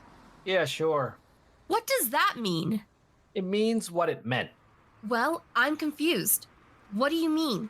Do you think I'm lying about my cheating? Where's the lie? Tell me. I'll leave it there. You were lying. Okay, so from this position, you sound like you know something I'm not privy to. Well, I know you're lying because you are. I know all about your history. Okay, so tell me. Where's the evidence to suggest I'm lying? Show it to me. Does the name Stewart ring any bells? Why are you bringing up my ex? I need to go. I try to open the door, but Jenna grabs my arm to stop me from leaving. Finally, she forces me to stay put. Well, it's nice to know you care, but if you wanted to hold my hand, all you had to do was ask. Why the hell are you bringing up Stewart's name? Did he say something? He told me everything I need to know. With that, I open the car door and head towards the school doors. Jenna looks stunned. After a beat, she gets out of the car and follows me towards the school doors. She looks furious.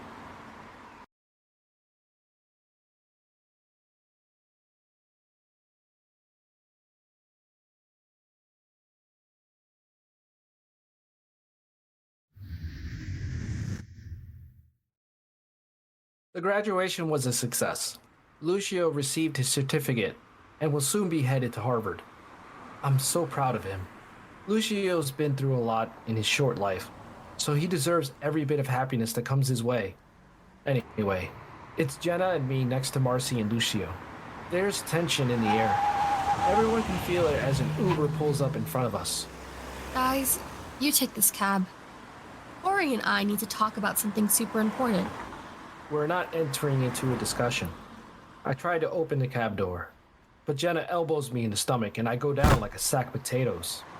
I knew you were strong-willed, but I didn't expect you to have such a killer right hook, too. Marcy and Lucio share a look and smile. They open the cab door and enter the cab. The cab pulls away. I get up. So, what have you and Stewart been talking about? You clearly have a strong relationship with him, so spill. Stewart told me you cheated on him. Do you think I cheated on him? He told me that you had an affair after affair. So, it's not true? Wait, did you believe him? Why would he lie to me? Oh, I don't know. Maybe my ex wanted to destroy our friendship. Right. When did you even meet up with Stewart? I didn't think you ran in the same circles. We don't. I was in the pub with my work colleagues. He saw me, so walked over. I can't believe you trust him over me. Why would he lie, Jenna? Why? Because he's a cruel person. And how is he cruel exactly? Well, one, Stewart was controlling throughout our relationship. Well, at least he's consistent. Stewart often asked me to change my clothes when I wore something he felt was slutty. He checked my phone messages whenever I was out of the room. Oh. Stewart would also stop me from seeing my friends. I lost over 15 school friends because of him. My life was hell. I didn't know any of that. Of course you didn't. You were too busy letting the devil speak in your ear. Was he the man you slept with? Was Stewart the man you slept with? God, no, he's not my type. I prefer my men with a little less controlling behavior and a little more hair on their head. Well, I guess you'll just have to settle with a man close to losing his hair. Jenna is close to ripping my throat out with her teeth. Come on, Jenna. You're breaking my heart. I was really hoping to get in on that love triangle action. Jenna shakes her head. So who was the man in your apartment? Trust me, you don't want to know. Why not? It wasn't a woman, was it? No, you don't want to know. I need some clarification. It would just make you look foolish, and I'd rather prevent that to stop this circus from getting even more out of control. Who was the man you slept with? There was no sleeping. Oh, so there was just sex then? There was no sex either. Wait, what? What does my dad do? What's his job? He fixes furnaces. And where is my furnace located? It's located in your bedroom. So, guess who was in my bedroom at that time? You should get it right about now. My face falls. My face turns ghost-like. Oh my god. So not only did I jump to conclusions, but I also made things super awkward with your dad. This is officially the worst day of my life. That's right, stupid. I'm so sorry. It's too late. Please, let me make it up to you. I'm sorry, Corey, but I'm fresh out of forgiveness today. You'll have to come back tomorrow and try again. I grab Jenna's arm. She slaps my hand away. Please. Stay the fuck away from me. Come on, Jenna, I made a mistake. Yeah, and it was a big one. Goodbye, Corey. I never want to see you again. Jenna walks away as I look distraught.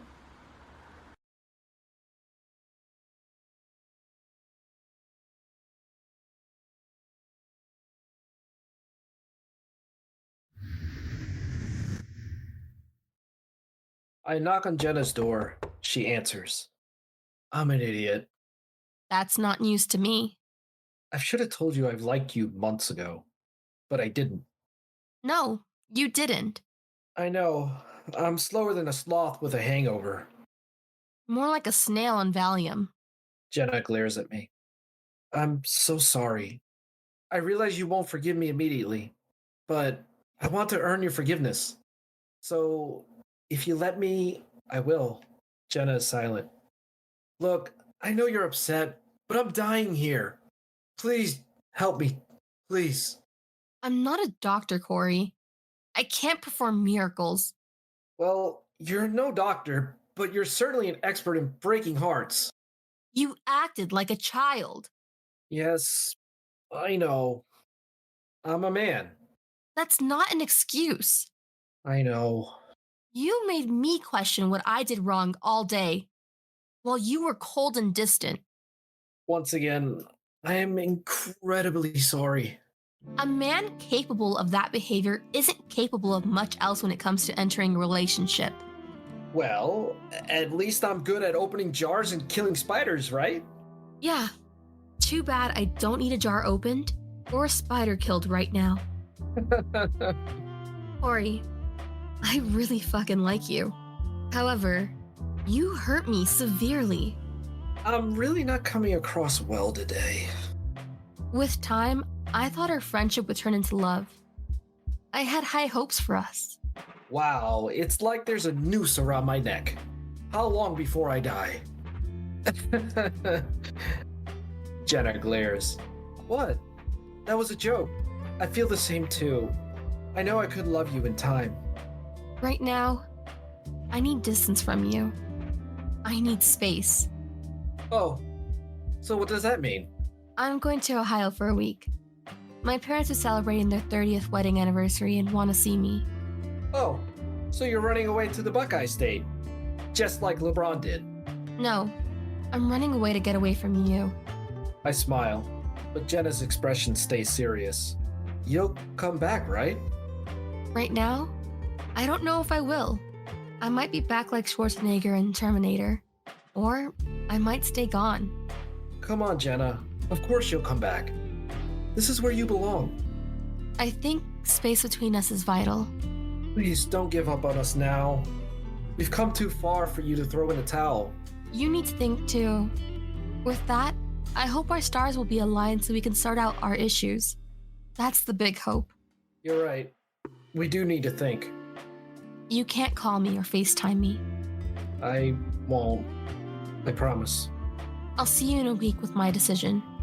The suspense will kill me. It's going to be like waiting for the final season of Game of Thrones all over again.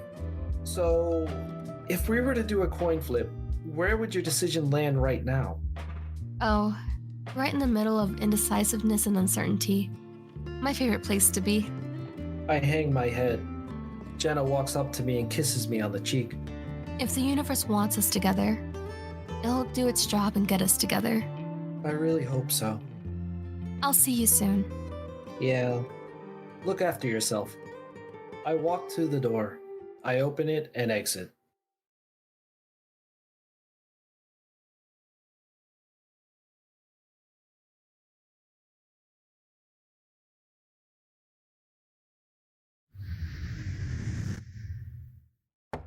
Two minutes later, I knocked on Jenna's door again.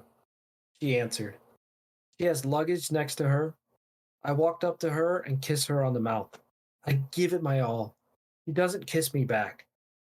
After a beat, I end the kiss, and I wait for Jenna's response. Jenna kisses me. She shuts the front door and leads me to her bedroom. Wow, I'm so good at kissing that I can make you forget you're going to Ohio. Don't jump the gun. We close the bedroom door.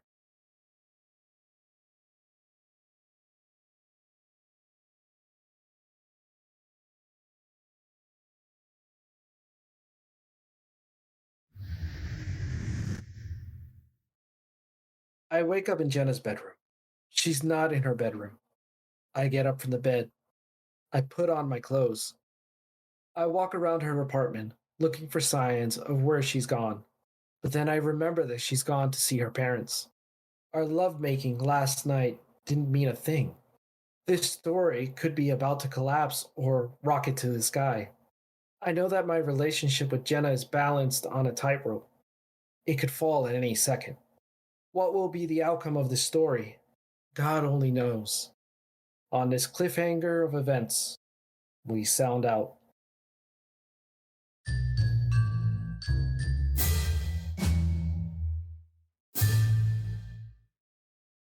The Apartment was voiced by Paranoia and Nelson Zapata-Correa. The show was written and directed by Joao Encita. If you enjoyed this episode, we kindly ask that you rate us 5 stars on Apple Podcasts and Spotify. That Love Podcast is active on Twitter at That Love Pod and on Instagram and Facebook at That Love Podcast. And if you're interested in helping us expand the podcast, please consider becoming a Patreon supporter at patreon.com/thatlovepodcast. Thank you for your support, and we hope you have a wonderful day.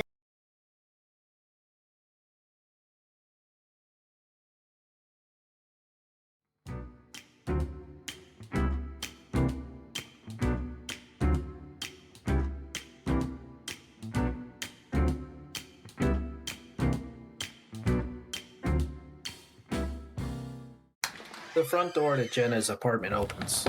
Jenna walks in. I'm standing by the couch in the living room. Jenna brings in her luggage. She sees me and covers her mouth to prevent herself from gasping. She drops the handle of her luggage. The suitcase falls to the floor. Jenna takes a deep breath and then walks over to me. I smile, trying to get a sense of her mood. Jenna doesn't smile. She's serious and focused. Thank you for coming back. Well, I didn't do it for you. I have a job to get back to in case you forgot. Oh, I thought you came back to admire my collection of bobbleheads. I smile, but Jenna keeps her serious expression. How have you been? Oh, you know, just living my best life without you. How about you? Not well. I've been a wreck without you. Oh, I'm sure you've been devastated. Drowning your sorrows in pizza and Netflix. Netflix and pizza haven't been the same without you beside me. Yeah, well, whose fault is that? I'm momentarily puzzled by that. Mine. I was stupid too. We're not having this discussion. I'd like to move on with my life. Does moving on with your life include me in that picture? Right now, I'm 50-50. Our whole relationship is in the balance. Well, I'm more of a 60-40 kind of guy, but I'm willing to negotiate.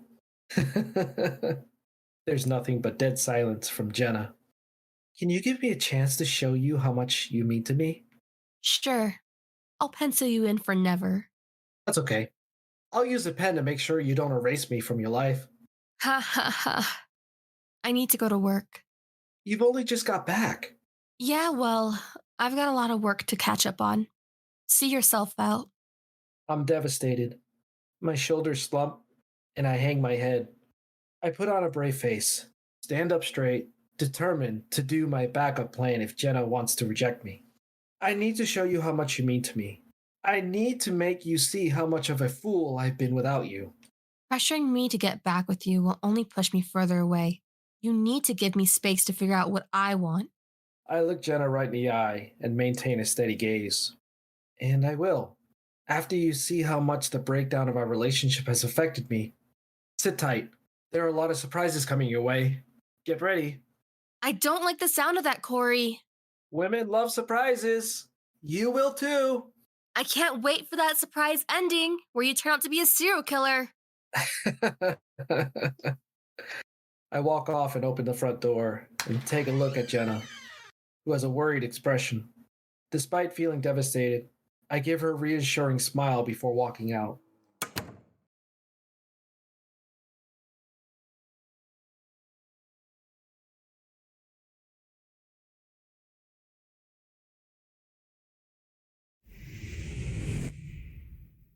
Jenna is at work.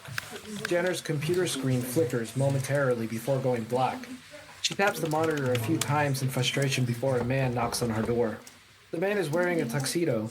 He holds a bouquet of roses, which he puts on Jenna's desk. For you, my lady. It's from your secret admirer. Sorry, I already have a stalker. Can you come back later? The man smiles and bows. Excuse me, what's happening here? The man takes out a card from his pocket. He puts it on Jenna's desk and bows as he exits out of the office. What the hell is going on? Jenna picks up the card. She reads it, and her face falls. You've been invited to a romantic dinner with your one true love. Do you accept this invitation? Hell no, I don't. Romance music is heard coming from the foyer of Jenna's workplace. An office staff murmurs in excitement as the man begins to play. A woman whispers, "Oh my God, this is so romantic," while another claps her hands in delight. Jenna walks out of her office to find the same man from before holding a guitar with a microphone in front of him. Jenna's office staff have all gathered to hear the man sing. The man strums a few chords. His fingers start to dance over the strings. Jenna watches him with rapt attention, her eyes locked on the man as he begins to sing a romantic song. The man's voice is soft and low, full of emotion. As the melody fills the room, Jenna is filled with emotions. Jenna's eyes get misty. She's close to tears.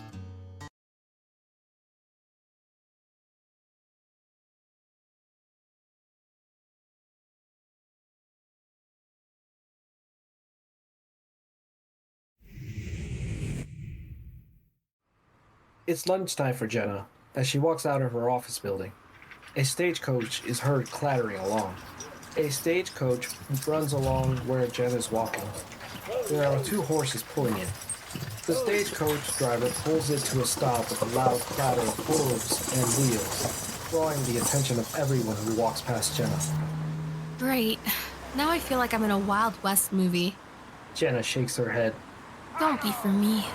Please don't be for me. The man who was singing earlier gets out of the stagecoach. He opens the door for Jenna to get in. Madam, your adventure awaits you. Would you like to step this way to your one true love? Just what I always wanted. A ride on a stagecoach with a complete stranger. Jenna takes off running.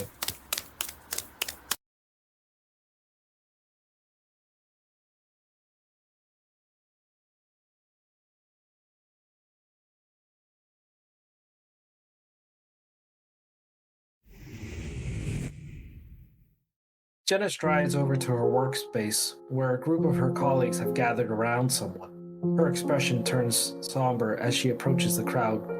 Lucio is there holding cue cards and quickly jumps into action as soon as he sees her. He drops the first cue card. "Jenna, my darling, I love you. I love you like the earth loves the moon. I love you like a kid loves a puppy." Lucio drops the cue card. The next one appears. That's it. Enough. I've had enough of this. Corey, you need dealing with. Jenna stomps out of her workspace. She walks toward the lift.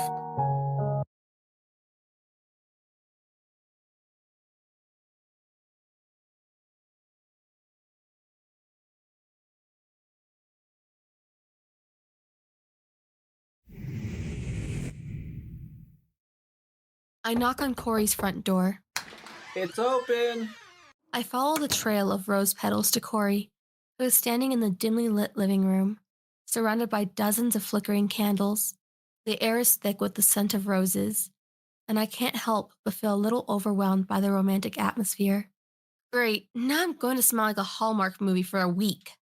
As I approach Corey, I'm torn between feeling happy and furious with him for going through all this trouble. Finally, I reach him and give him a hard smack on the arm. What'd you do that for? Oh, just because I'm feeling violent and you're conveniently within arm's reach. Still. Enough with these games. Enough with what games? I haven't done anything. That's funny, because I don't remember signing up for The Bachelor, Corey's Revenge. That would make a great TV show. Yeah, a great show for insomniacs. Did you get a guy to come to my office so he could give me flowers and sing me songs? What? I have a competitor? I'm gonna kill them. When did this happen? I smacked Corey hard on his arm. Ha ha. You even got the same man to offer me a stagecoach ride to somewhere romantic? How did you get Lucio involved, too? I offered him money. He rejected me, so I blackmailed him. I'm quite proud of myself. I really am. Aha, so you're not just a heartbreaker. You're also a blackmailer. Charming. Corey smiles. Why are you doing this? It's a little obvious. I'm a member of the Jackson 5 and I want you back. Sorry, I'm more of a Beyoncé fan. Corey grins. Come on. I'm sorry to disappoint you, but I'm not in the market for a stalker with a candle obsession. Take this seriously. You want me back? A man who's willing to do all these things you've mentioned would have been stupid if he did them for nothing. I'm not stupid. Let's just ignore my actions in the last month. Is that a yes or a no, dumbass? It's a yes. I want you back. With my heart pounding at the speed of light, I clench my fist and say to Corey, my answer is no. We're not getting back together. I don't love you, Corey. Corey's brow furrows and his mouth turns into a frown, his anxiety evident as I can see the knot forming in his stomach, just as I felt when I rejected him earlier. I decide to excuse myself by walking off to the bathroom. Why can't guys just say what they mean? Why all this romantic hoopla? Corey follows me. Dude, I appreciate the effort, but there's a time and a place for candlelight confessionals, and it's not in the bathroom. Jenna, we just need to talk about this. We will. Just give me a minute. As I walk to the bathroom and shut the door, I hear the sound of Corey's footsteps echoing throughout the apartment. I also hear the sound of Corey's anxious breathing as he waits outside the bathroom door. I take a moment to look at myself in the mirror, noticing the redness of my cheeks and the slight puffiness under my eyes. I take another deep breath and exhale slowly, letting go of the tension in my body. As I dry my face with a towel, I remind myself that it's okay to feel vulnerable and that I can still take control of the situation. I straighten my posture. Okay, Jenna, time to put on your big girl pants and deal with this over-the-top Romeo. I walk out of the bathroom, ready to face whatever comes next.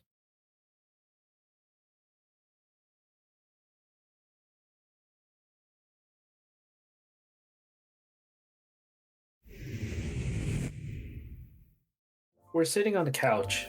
Jenna sits across from me, but I notice she's fidgeting and avoiding eye contact, which tells me that she's feeling anxious about something. Did you say that you don't love me? Jenna lifts her head with determination. Her breathing becomes increasingly rapid. That's right. I don't. Well, I guess that makes it easy for me to stop trying to win you back with all the romantic gestures, huh? Jenna stays silent. Why don't you love me? I just don't love you. Level with me, Gemma. I just don't. Leave it alone. Just tell me already. Fine. I don't love you because if I do, I risk getting hurt again. I don't want that. You've hurt me before. Yeah, and I've learned my lessons. You haven't exactly proven that. Yeah, I guess sending flowers and blackmailing Lucio doesn't exactly scream changed man, does it? Jenna stands up. Look, we're not getting back together. Let's just leave it there and move on. You've never struck me as a chicken before, Jenna. You've always seemed like you've had it together. Would you mind telling me why you're acting this scared? No, I'm leaving. Jenna turns to leave. I talked to Stewart about you. Jenna turns around. Her appearance is that of a volcano about to erupt.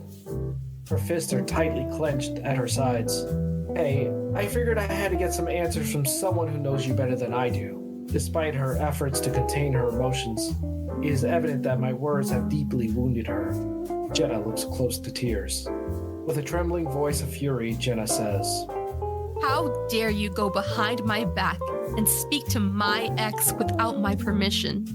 It was taking you too long to forgive me, and I wanted to know why. Jenna walks up to me and slaps me across the face. Well, I guess that's one way to show your affection. She exits to her bedroom. Jenna closes her bedroom door. As I approach Jenna's bedroom, I raise my hand to knock on the door. I knock and wait.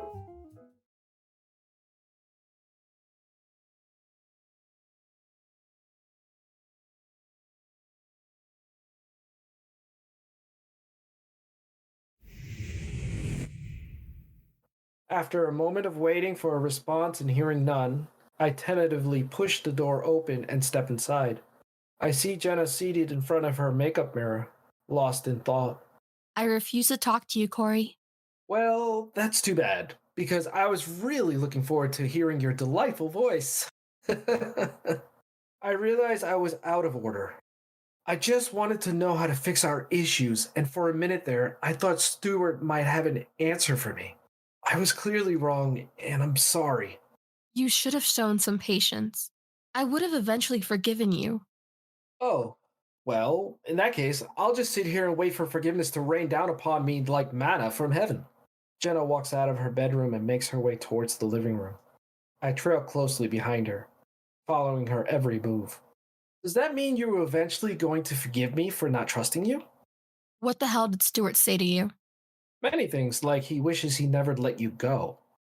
Why would someone be so stupid to make those mistakes? That's it? That's all he said?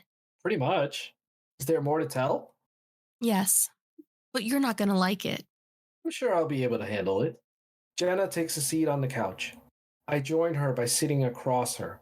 Jenna's hands start to tremble while being on her lap. It is clear to me that she has something important to tell me. Something that she knows would change everything. Jenna attempts to speak, but the words get stuck in her throat. She loses her courage for a beat. I give her a warm smile to encourage her to speak. The silence between us is deafening. I sense Jenna can feel the weight of the truth pressing down on her. Remember when I told you I was the one who dumped Stewart? Yeah? Did you lie? Yes. It was the other way around because of what I did to him. I'm perplexed as I furrow my brow and reach up to scratch my head, attempting to grasp what Jenna is telling me. What did you do to him? It was a one-off thing, and nothing happened beyond it, I promise. Why do I have a bad feeling about this? The reason why I'm struggling to forgive you is because I don't think you'll forgive me for what I'm about to say. I will. Just spit it out. On our 3rd anniversary together, Stewart and I got into a fight at a party, and I kissed his brother. Jenna closes her eyes. Wow. It's worse than a soap opera plot twist. The reason I was afraid to forgive you is I knew I'd eventually have to admit the kiss with Stewart's brother. It takes me a second to process this turn of events. And you felt I'd go back to my initial opinion of you being a cheater? Was I wrong? I know you think about it. I'm left speechless and unable to believe the information that Jenna has just unloaded on me. I struggle to comprehend the magnitude of what she has revealed, and my mind races to process new information. As shock sets in, my eyes widen in disbelief. Are you being serious? My words come out in barely audible whisper, and Jenna nods in agreement, confirming the truth of her news. You know what? I knew you'd react like this. Don't come near me again. Don't worry. I'll just pull a John Cusack and hold a boombox outside your window. With that, Jenna exits. I'm left trying to make sense of what I've just learned.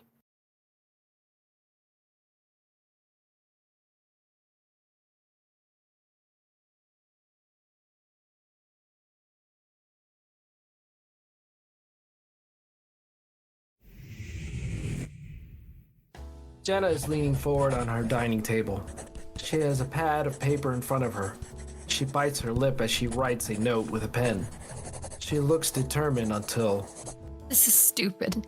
I'll never understand. there's a packed suitcase next to Jenna. She crosses the last portion of her note. She picks it up and puts it on her coffee table. She grabs the handle of her suitcase and looks to the exit, only for me to stand, looking at her. Understand what? The intricacies of origami? The mysteries of the universe? Because I have a PhD in both. I'm leaving, and there's nothing you can do to stop me. Get out of my way. Well, I could always tie you up with duct tape and force you to watch reruns of Keeping Up with the Kardashians. Jenna, I need to tell you something. I don't want to hear it. Oh, I think you will. Jenna stands up straight. She forces a smile to appear on her face, but she avoids eye contact with me. I realized one thing today that I should have realized a lot sooner.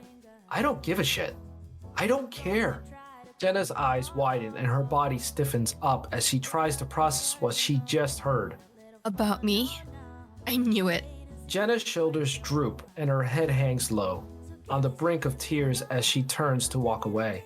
I reached out and hold her back, not wanting her to leave. Not about you. I don't give a shit about your past. Jenna's expression shifts to a surprise, with a hint of relief also on her face. What? Why should I care about something that's happened in the past that doesn't even affect or involve me? Oh? Yeah, sure, you did one stupid thing. But are we all saints? Hell no. No one on this planet is perfect, including me. Well, I wouldn't go that far. I mean, you're at least a solid 7.5 out of 10. A smile graces Jenna's face, and she seems visibly more at ease and relaxed. Jenna, I realized I was acting stupid because I was letting past events stop me from spending my life with you. When in reality, nothing should come between you and your soulmate? Yes, Jenna, you're so beautiful that it physically hurts me to look at you. Well, I guess I'll just have to wear a bag over my head then. She smiles. Never. Why? Because life has taught me to not miss out on something that could be great just because it's difficult. Ori, loving you is like a freak of nature. It's like the wind. I can't see it, but I could feel it deep in my... Jenna points to her heart, and I respond with a smile, understanding the sentiment. And I guess that makes me the Loch Ness monster of love. We need some alcohol to celebrate this. Get comfortable. I'll be back. Jenna's face lights up with glee as I head into the kitchen.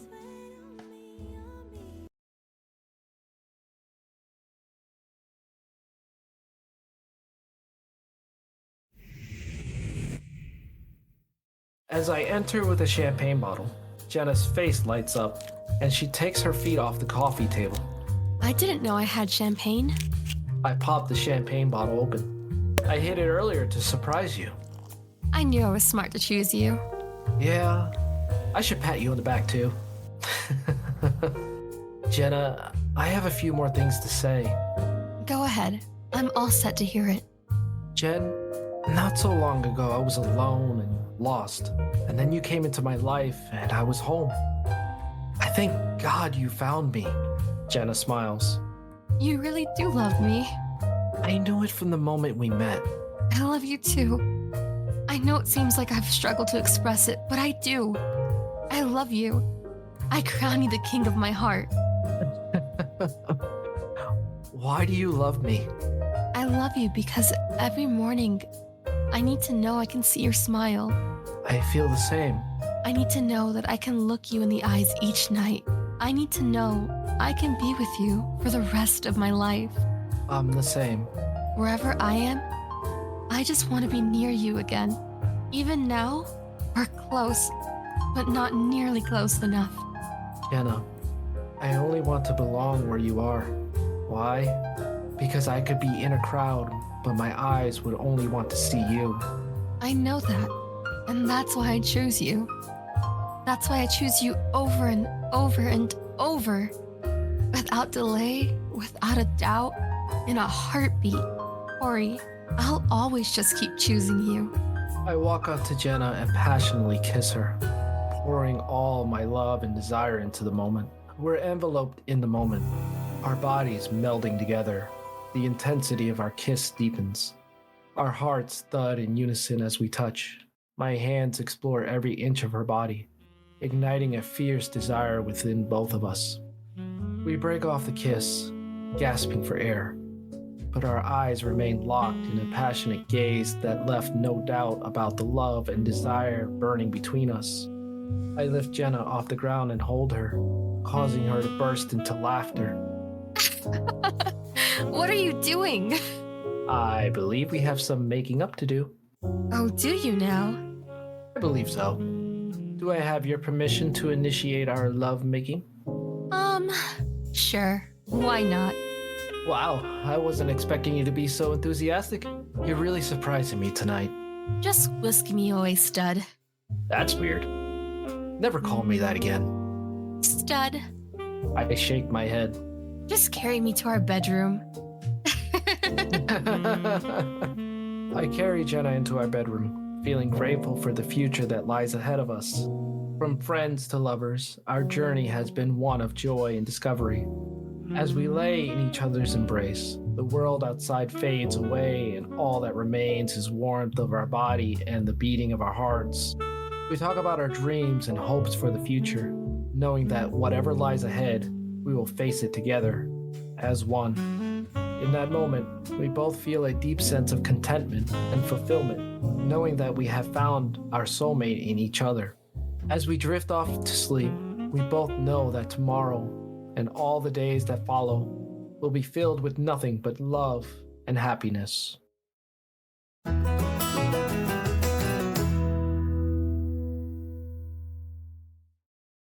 The apartment was voiced by me, Paranoia. And me, Nelson Zapata Carret. The show was written, produced, and directed by Joao Nicita. If you enjoyed the series, please take a moment to rate and review us on Apple Podcast. Thank you for listening, and have a great day. The Fable and Folly Network, where fiction producers flourish. The buyer awaits your decision, poised as one both ready for a fight and assured of its outcome. I'll have that relic now. Thaku, pretty boy, have more healing. We gonna need it. You guys might. One of you dies and I'm running for it. So don't. We'll have to use every advantage, and we've not many left. So, I'm confused. What am I supposed to say to him? Marcus, it's a role-playing game. Right. So, you're this holy guy, Benedict. Right. And he's just joined this adventuring party. Right. Why? Because we needed someone to heal us and not ask questions. Dumb! What? Any reason you want, Marcus. That's the great thing about this game. You can be anyone you want. Do anything you want, for any reason, so long as it's true to your character. Cool. I totally got this. Wait, but... This artifact belongs to my church, and as such, I cannot part with it for any price. What did I say? Kill them all! The Ordinary Epic, a podcast series about the extraordinary, the ordinary, and something in between. Listen now at theordinaryepic.com or on your favorite podcast app.